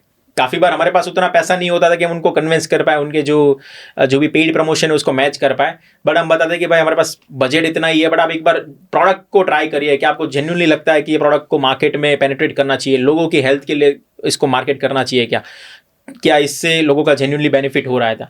तो उस कारण हम उनसे कई बार निगोशिएशन और अच्छे से उनको मनवा लेते थे कि आप हमारे प्रोडक्ट के ऊपर आइए, प्रमोशन करवाइए। तो कैंपेन जब जो भी इन्फ्लुएंसर वो जेन्युइनली उसको प्रमोट करता है ना, तब एक ऑथेंटिसिटी निकल के आती है, तब कस्टमर कनेक्ट करता है। नॉर्मल पेड प्रमोशन पर तो आई थिंक कस्टमर को पता चल जाए कि भाई ये प्रोडक्ट ऑफकोर्स वो यूज़ नहीं कर रहा है और प्रमोट कर रहा है, तो ये पेड प्रमोशन नहीं होगा। What about Shilpa Shetty ji? She is your brand ambassador. Yes. Right. And she has been a person who has been very much involved in the fitness thing. Fitness yoga. Scene को बोलें, scenario को बोलें, और market की भी बात करें तो she has been involved in a lot of products which are related to the healthy food industry. Agree. कैसे आपने कन्विंस किया शिल्पा शेट्टी जी को कि यार एल्पिनो के ब्रांड एम्बेसडर बन जाओ? There are two things that come to my mind. Was it only money, or was it the idea that Alpino has for the future of healthy food? Was she impressed by how the company is working? What was it all about? How did the deal work out? कैसे हुआ ये सब? हमें brand celebrity इसलिए चाहिए था कि दो रीज़न थे। एक तो ब्रांड का ट्रस्ट इम्प्रूव हो, एक हाउस होल्ड नेम से ब्रांड का ट्रस्ट इंक्रीज हो कि नेशनल लेवल तक लोगों तक पता चले कि ये प्रोडक्ट इस तरह का प्रोडक्ट्स बनाते हैं, कंपनी इस तरह के प्रोडक्ट बनाते हैं। सेकंड ये पर्पस था, हमारा लॉन्ग टर्म विजन है कि our brand is not just for body builders और the person who are only going to the gym. ये नॉर्मल हमारे सारे प्रोडक्ट्स है वो नॉर्मल हाउस होल्ड किचन के टेबल पर हो सकते हैं, ना कि आपके जस्ट जिम के ड्रोवर के अंदर।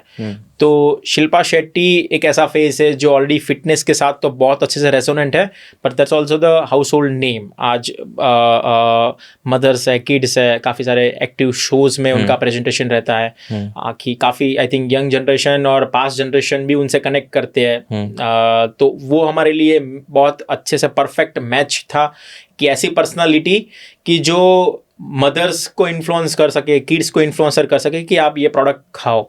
और जो भी एक्टिव लाइफस्टाइल जो जी रहा है, जो yoga, fitness, normal sports activity को बिलीव करता है, जो वो लाइफस्टाइल को फॉलो कर रहे हैं, उनके साथ भी वो फेस है वो कनेक्ट हो पाए। तो ऐसा एक कॉमन फेस जो लॉन्ग विजन के साथ हमारे साथ जुड़े, तो उससे ब्रांड को, कंपनी को, जो हमारा विजन है कि एक नॉर्मल हाउस होल्ड ब्रांड भी हम बन पाए लॉन्ग टर्म में, तो वहाँ तक हमें लेके जाए। शिल्पा शेट्टी ऑलरेडी एक्टिवली उसमें इन्वॉल्व है। उनका भी एक कन्विक्शन बहुत अच्छा था ब्रांड के तरफ। वो ऑलरेडी हेल्दी लाइफस्टाइल के साथ हेल्दी डाइट ही कंज्यूम करते हैं, तो उनको भी हेल्दी डाइट के लिए हेल्दी अल्टरनेटिव रेगुलरली चलते होते हैं। हमारे प्रोडक्ट्स, हमने उनको सैम्पल्स जब भिजवाए थे तो उनको बहुत अच्छे लगे थे कि प्रोडक्ट्स में तो मतलब कोई डाउट नहीं है, प्रोडक्ट की क्वालिटी में कोई डाउट नहीं है। तो उनको सामने से उतना इंटरेस्ट बन चुका था कि प्रोडक्ट ब्रांड के साथ कनेक्ट करना है। तो हमारा जब डिस्कशन हुआ तो that was not just for as a coming as a brand face, वो उनका डिस्कशन हुआ कि वो एज अ इन्वेस्टर भी कंपनी के अंदर कैसे हो, क्या ये भी मैं पूछने वाला था। तो she is also the investor in the company, क्योंकि उनका कन्विक्शन है कि हेल्थ फूड के ऊपर, हेल्दी फूड को और प्रमोट किया जाए लोगों। कितनी इक्विटी है उनके पास? इक्विटी तो मैं मतलब अभी उतना हाँ, बट उनकी अच्छी इक्विटी है, उनका इंटरेस्ट कंपनी के अंदर अच्छा है, उनके जेन्युइन फीडबैक भी हमें आते हैं and we love those feedback कि हमसे उनके जो फीडबैक है, क्योंकि उनके भी जो डायरेक्ट कनेक्ट है जहाँ से उनको फीडबैक मिलता है कि ये इनोवेशन, ये प्रॉब्लम हम सॉल्व कर सकते हैं, तो उसके ऊपर भी हम काफ़ी बार ट्राई करते हैं। चलो आप ये तो नहीं बता सकते कि इक्विटी कितनी है, बट मैं इसको थोड़ा सा दूसरे तरीके से क्वेश्चन को फ्रेम करूंगा आपके लिए। Is it more than what you were getting from the like founders at Shark Tank, or is it less than what the founders at Shark Tank were asking? Less than the founders who were the Shark Tank. At a higher price? At the higher valuation. At the higher valuation with right. with the lower amount of shares. एक और आपके brand ambassador हैं, वो है Mukesh Gehlot ji. Yes. मुझे सिर्फ ये बता दो कि आपने मुकेश गहलोत जी को कन्विंस कैसे किया to promote a brand, because he as a person, हाँ, वो इतने ज्यादा, मैं बोलूंगा कि वो बहुत कंजर्वेटिव इंसान है yes, when it comes to promoting something, क्योंकि yes, उनकी कही हुई बात correct, इंडिया में correct, बॉडी बिल्डिंग के अंदर अगर उन्होंने बोला कि ये चीज अच्छी है, correct, तो people follow it blindly. Correct. And he as a responsible bodybuilder and a fitness influencer, he makes sure कि वो वही प्रोडक्ट प्रमोट करें जिसको वो खुद कंज्यूम करके ट्राई और टेस्ट कर चुके हैं। Correct. तो आपको कितना टाइम लगा था मुकेश गहलोत जी को कन्विंस करने के लिए कि यार एल्पिनो का पीनट बटर मैं प्रमोट करूंगा या एल्पिनो के प्रोडक्ट्स मैं प्रमोट करूंगा? आपने बहुत सही बोला है, वो काफ़ी सिलेक्टिव है इन द ब्रांड प्रमोशन। वो ऑफ कोर्स ब्रांड प्रमोशन को पैसों के लिए नहीं करते हैं। अगर वो जेन्युइनली उनको लगता है कि प्रोडक्ट्स, क्योंकि उनके काफ़ी सारे एथलीट्स को जो वो ट्रेन करते हैं ना, अगर उनके लिए वो वैल्यू एडिशन कुछ नहीं है, क्योंकि वो बोल रहे हैं अगर वो एथलीट्स को कुछ गलत, क्योंकि वो नेशनल लेवल के, वर्ल्ड लेवल के एथलीट्स को वो बना रहा है, अगर उनके डाइट के अंदर वो प्रोडक्ट सही नहीं जा रहा तो वो नहीं प्रमोट करेंगे। उनके साथ हमारा डिस्कशन काफ़ी अच्छा 2-3 बार हुआ। हमने प्रोडक्ट सैम्पलिंग, उन्होंने प्रोडक्ट सैम्पलिंग बार पहले किए थे, प्रोडक्ट को ट्राई किया, टेस्ट किया, खुद कंज्यूम करना चालू किया, तो वो 1-आध महीने के बाद उनका रिस्पॉन्स आया कि मेरे को प्रोडक्ट बहुत अच्छे लग रहा है and how we can connect और कोलैबोरेट। तो उस तरह से आगे हमारा डिस्कशन और बात बना था। काफ़ी बार हम उनके साथ एक्टिवली कनेक्टेड है, एक्टिवली उनके साथ डिस्कशन होता है कि सर हम कैसे इनको और इम्प्रूव कर सकते हैं ये रेगुलरली, क्योंकि वो खुद हमें अपने ऑनेस्ट फीडबैक वो हमें ट्रांसफ़र करते हैं, हम कैसे इसको और ऑप्टिमाइज और बेटर तरीके से बना पाए। तो उनके फीडबैक के साथ हम रेगुलरली प्रोडक्ट में भी कुछ चेंजेस करते रहते हैं। एक और बहुत बड़ा प्रमोशन हुआ, बट मुझे नहीं लगता कि उसके लिए कुछ पैसे दिए गए होंगे, क्योंकि मोदी जी ने खुद एल्पिनो को रिकॉग्नाइज किया मन की बात पे। मोदी जी को कैसे पैसा दे के ला सकते हो? मैं वही मैं जानना चाह रहा हूँ कि the Prime Minister of India has recognized Alpino and he has talked about it in the weekly conversation that he has with people, because our Prime Minister is very somewhere very well connected with the audience, क्योंकि वो मन की बात करते हैं। Correct. तो क्या impact पड़ा उससे एल्पिनो एज अ ब्रांड पे, और मतलब what do you think कि ऐसा क्या हुआ होगा कि ही टॉक्ड अबाउट एल्पिनो इन मन की बात? मैं इसका स्टोरी बताऊं ना, हाँ। एक्चुअली मन की बात में पीएम जी मोदी जी हमारा ब्रांड को मेंशन करने वाले हैं, वो हमें जब तक एयर हुआ तब तक हमें नहीं आइडिया था। ये Okay. मुझे ऑनेस्टली किसी और के थ्रू पता चला Wow. कि मोदी जी ने मन की बात में आपके ब्रांड का नाम लिया है। मैं बोला क्या मजाक कर रहे हो। उस दौरान एक्चुअली मैं थोड़ा ऑफ वेकेशन के लिए 3-4 दिन के लिए वेकेशन पर गया था, तो मेरा फोन साइलेंट था। Okay. फोन ऑलमोस्ट नेटवर्क के बाहर ही था। मैं Okay. ट्रैकिंग के लिए गया था, तो हाँ, वहाँ पर हाँ। नेटवर्क नहीं आता। तो मैं ठीक जब है। 3 दिन के बाद जब नीचे आया तो नेटवर्क आया, तो ऑलमोस्ट 150-300 मैसेजेस थे ऑन द सेम कॉन्वर्जेशन के ऊपर कि भाई, और वो जस्ट अगले दिन ही वहाँ पर आया था, और एक दिन के अंदर इतने सारे मैसेजेस थे। तो मैंने फ़ोन किया और मिस कॉल्स के काफ़ी सारे अलर्ट्स आने लगे। तो मैंने मेरे फाउंडर को ही मैसेज फ़ोन किया कि भाई क्या हुआ, कुछ हुआ है क्या। उसने बोला कि भाई अपना मोदी जी ने अपने मन की बात में अपने ब्रांड को ऐसा बताया कि चूज द हेल्दी ऑप्शन, और हेल्दी ब्रांड से जो इतना अच्छा काम कर रहे हैं ऐसा, उसमें हमारा नाम उन्होंने बताया। तो बहुत ही सरप्राइजिंगली और वाव मोमेंट था, और एक बहुत अच्छी फीलिंग थी उस लेवल पर कि जो हम कुछ काम कर रहे हैं, जो लेवल तक हम मेहनत कर रहे हैं, वो कहीं ना कहीं रिकग्नाइज हो रही है, और कहीं ना कहीं बातें जो पहुंच रही है और उससे लोगों को बेनिफिट हो रहा है। अमेजिंग। आप नेशनल टीवी पे आ गए, और वो भी किसी ब्रांड एम्बेसडर के थ्रू नहीं, किसी पेड प्रमोशन के थ्रू नहीं, through the prime minister of India himself. Yes. उससे ब्रांड को क्या इम्पैक्ट हुआ? कैसे आपको, आपकी रीच किस तरीके से बढ़ी? ऑर्डर्स आने बढ़े, या किसी तरीके से आपको लगता है कि यार हाँ, इस पर्टिकुलर चीज के बाद थिंग्स चेंज्ड? इससे ना ऑथेंटिसिटी और कम्युनिकेशन, जो ट्रस्ट है ना, वो फैक्टर में बहुत बड़ा इम्पैक्ट आता है कि ब्रांड तो बात कर रहा है कि ये चीजें ये ऐसे ऐसे होती है, बट जब आपको एक आउटर वैलिडेशन, वो भी अनबायस वैलिडेशन जब मिलता है, तब उसका बहुत बड़ा इम्पैक्ट आपको मिलता है कि कस्टमर का कन्वर्जन जो है वो उसमें हमें इम्प्रूवमेंट देखने को मिला। कस्टमर्स को हमारा जो चीज़ें हमने पेजेस पर, हमारे जो सोशल मीडिया मार्केटिंग में हमने जो मेंशन किया आर द वैलिडेट, और जो सही तरीके से हम बात कर रहे हैं वो चीज़ें वहाँ पर मेंशन की है, तो उसका वैलिडेशन जस्टिफाइड हो जाता है जब एक आउटर कम्युनिकेशन इस तरह से ऑर्गेनिकली इम्पैक्ट क्रिएट करता है। तो मुझे लगता है अच्छा काम करो ना, मन से करो, दिल से करो, करेक्ट, तो आपको उसको प्रमोट करने की जरूरत नहीं पड़ती। Correct. वो खुद ही पब्लिक तक पहुंच जाता है। Yes. और लोग आपको प्रमोट करना शुरू कर देते हैं। यस। बहुत सारी हमने बातें करी कि ब्रांड कैसे वर्क कर रहा है, आपने कैसे प्रमोशन किया। बहुत सारे लोग, when it comes to founders and entrepreneurs who have actually made it big, right, zero से स्टार्ट करके एक अच्छा ब्रांड बिल्ड किया है, बहुत लोग जानना चाहते हैं कि if a person wants to start a business from scratch and has no idea where to begin, what is the first step? अगर आपको कोई आइडिया नहीं है आपको क्या बनाना है, किस तरह से बनाना है, तो पहले तो आप मार्केट में ना गैप आइडेंटिफाई करो। गैप आइडेंटिफाई करो, मार्केट में क्या गैप है, सबसे नंबर 1 वही है, क्योंकि वही आपको राइट जगह पर लेके जाएगा। आप कुछ भी ऐसा रैंडम चीज़ चालू कर दोगे जिसका कोई वैलिडेशन ही नहीं है, जिसका कोई रिक्वायरमेंट ही नहीं है, तो वो आगे जाके कोई मेक सेंस नहीं करेगा। तो सबसे बड़ा चीज़ है कि मार्केट में right opportunity, right gap identify करें। What is the simplest business model जिससे एक इंसान स्टार्ट कर सकते जिसके पास जीरो एक्सपीरियंस हो? May be a small scale manufacturing, because मेरे को लगता है ऑपरेशनली आप फटाफट सीख सकते हो। ऑपरेशन ऐसा पार्ट है कि आप अगर अच्छे से मैनेज कर लो धीरे धीरे करके, उसके लिए आपको अपने उतने सारा सिस्टम्स नहीं चाहिए। ऑपरेशंस धीरे धीरे इम्प्रोवाइज करो। तो ऑपरेशन ड्रीवन जो बिजनेसेस है स्पेसिफिकली, कि ऑपरेशन बहुत अच्छे से करो तो आपका बिजनेस ऑटोमेटिकली धीरे धीरे स्केल हो गए, तो ऐसे बिजनेसेस आप सिंपली तरीके से स्टार्ट कर सकते हो। Funding scares a lot of founders. What is the easiest way to raise money?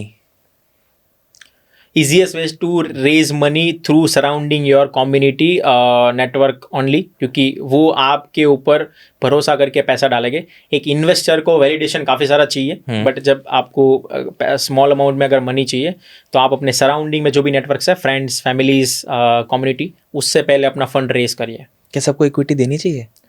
सबको इक्विटी नहीं देनी चाहिए। उससे आपका विजन अलाइनमेंट है, आपका मिशन अलाइनमेंट है, वो मिसमैनेज हो सकता है। फाउंडर को कहीं और ले जाना है, इन्वेस्टर को कहीं और ले जाना है। अगर किसी ऐसे पर्सन को इक्विटी दे दी जिनका विजन कुछ और है, तो आपका जो कंपनी है वो अलग पाथ पे चलने लगेगी। कैसे डिसाइड करेंगे नए फाउंडर्स कि उनको बूटस्ट्रैप करना चाहिए या फिर फंड रेज करना चाहिए? पहले आपका अगर प्रोडक्ट मार्केट फिट आपको मिल गया है, अगर प्रोडक्ट आपका सही तरीके से मार्केट में वैलिडेट हो चुका है, then go about the investment. अगर नहीं मिला है तो पहले तो आपका प्रोडक्ट मार्केट फिट करवाइए, गैप आइडेंटिफाई करिए, उसको सही तरीके से सेल्स स्ट्रेटेजी जो है वो बिल्ड करिए, उसके बाद आप फंडिंग के लिए जाइए, उससे पहले मत जाइए.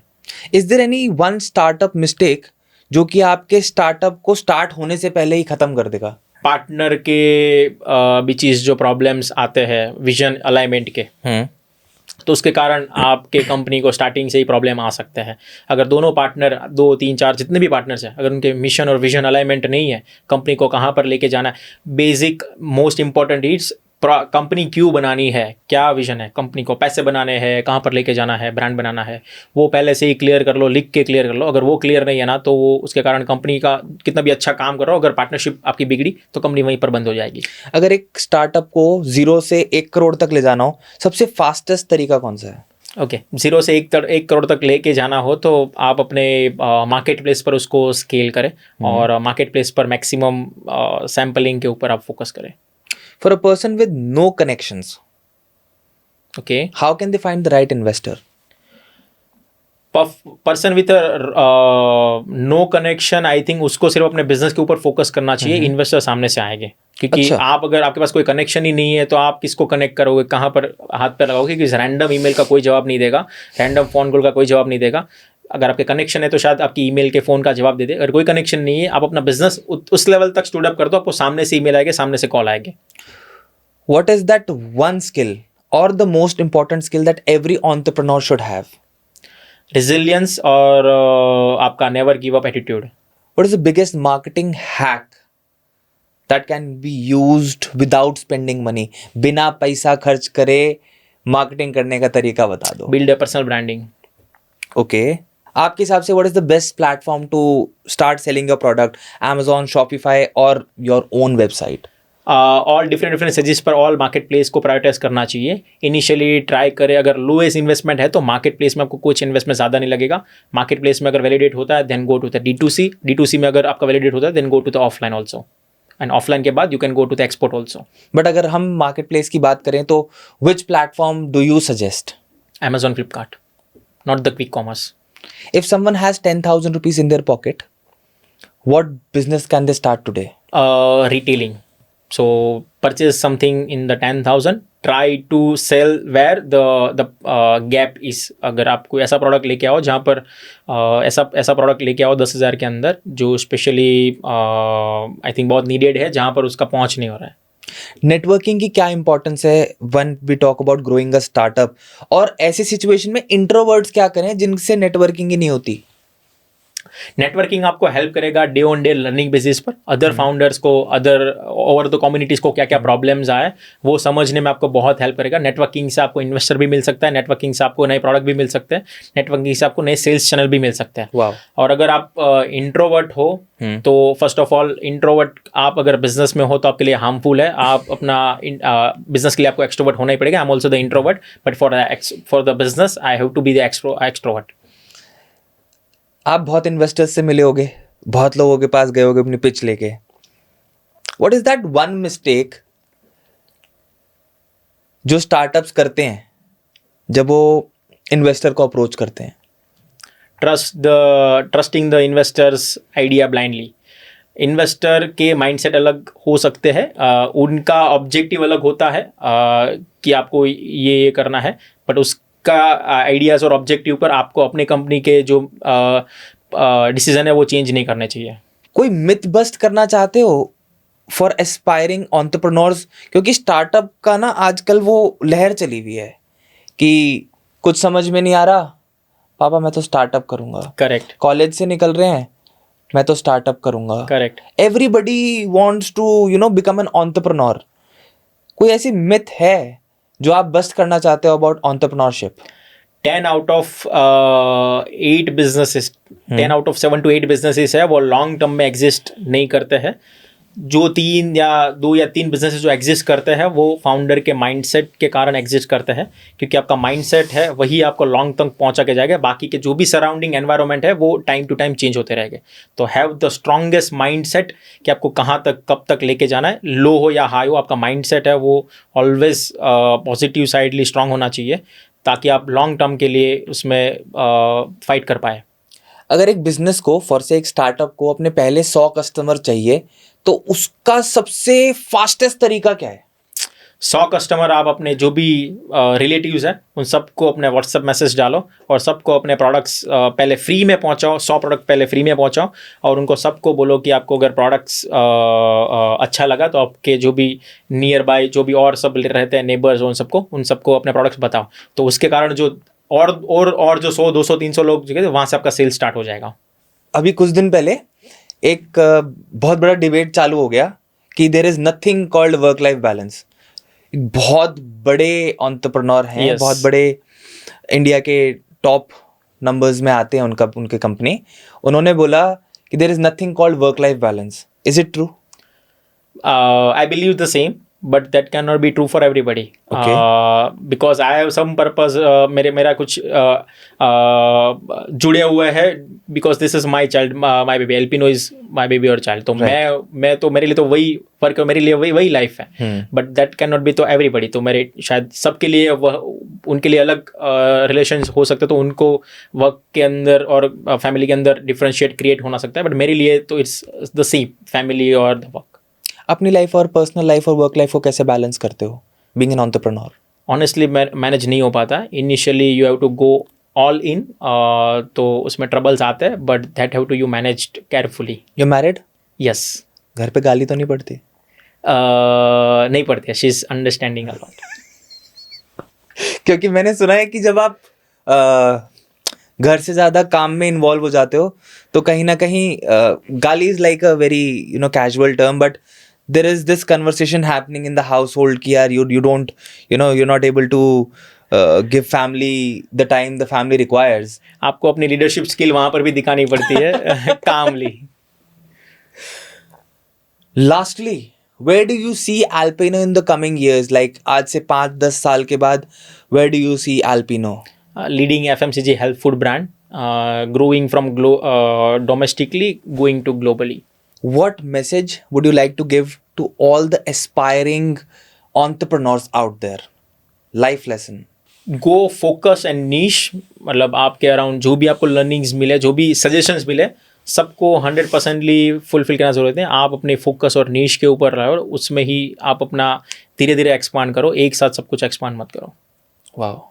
So thank you so much, Thank you for coming. It's a pleasure. It's I think good learning for me also. Thank you so much. Thank you so much, bhai.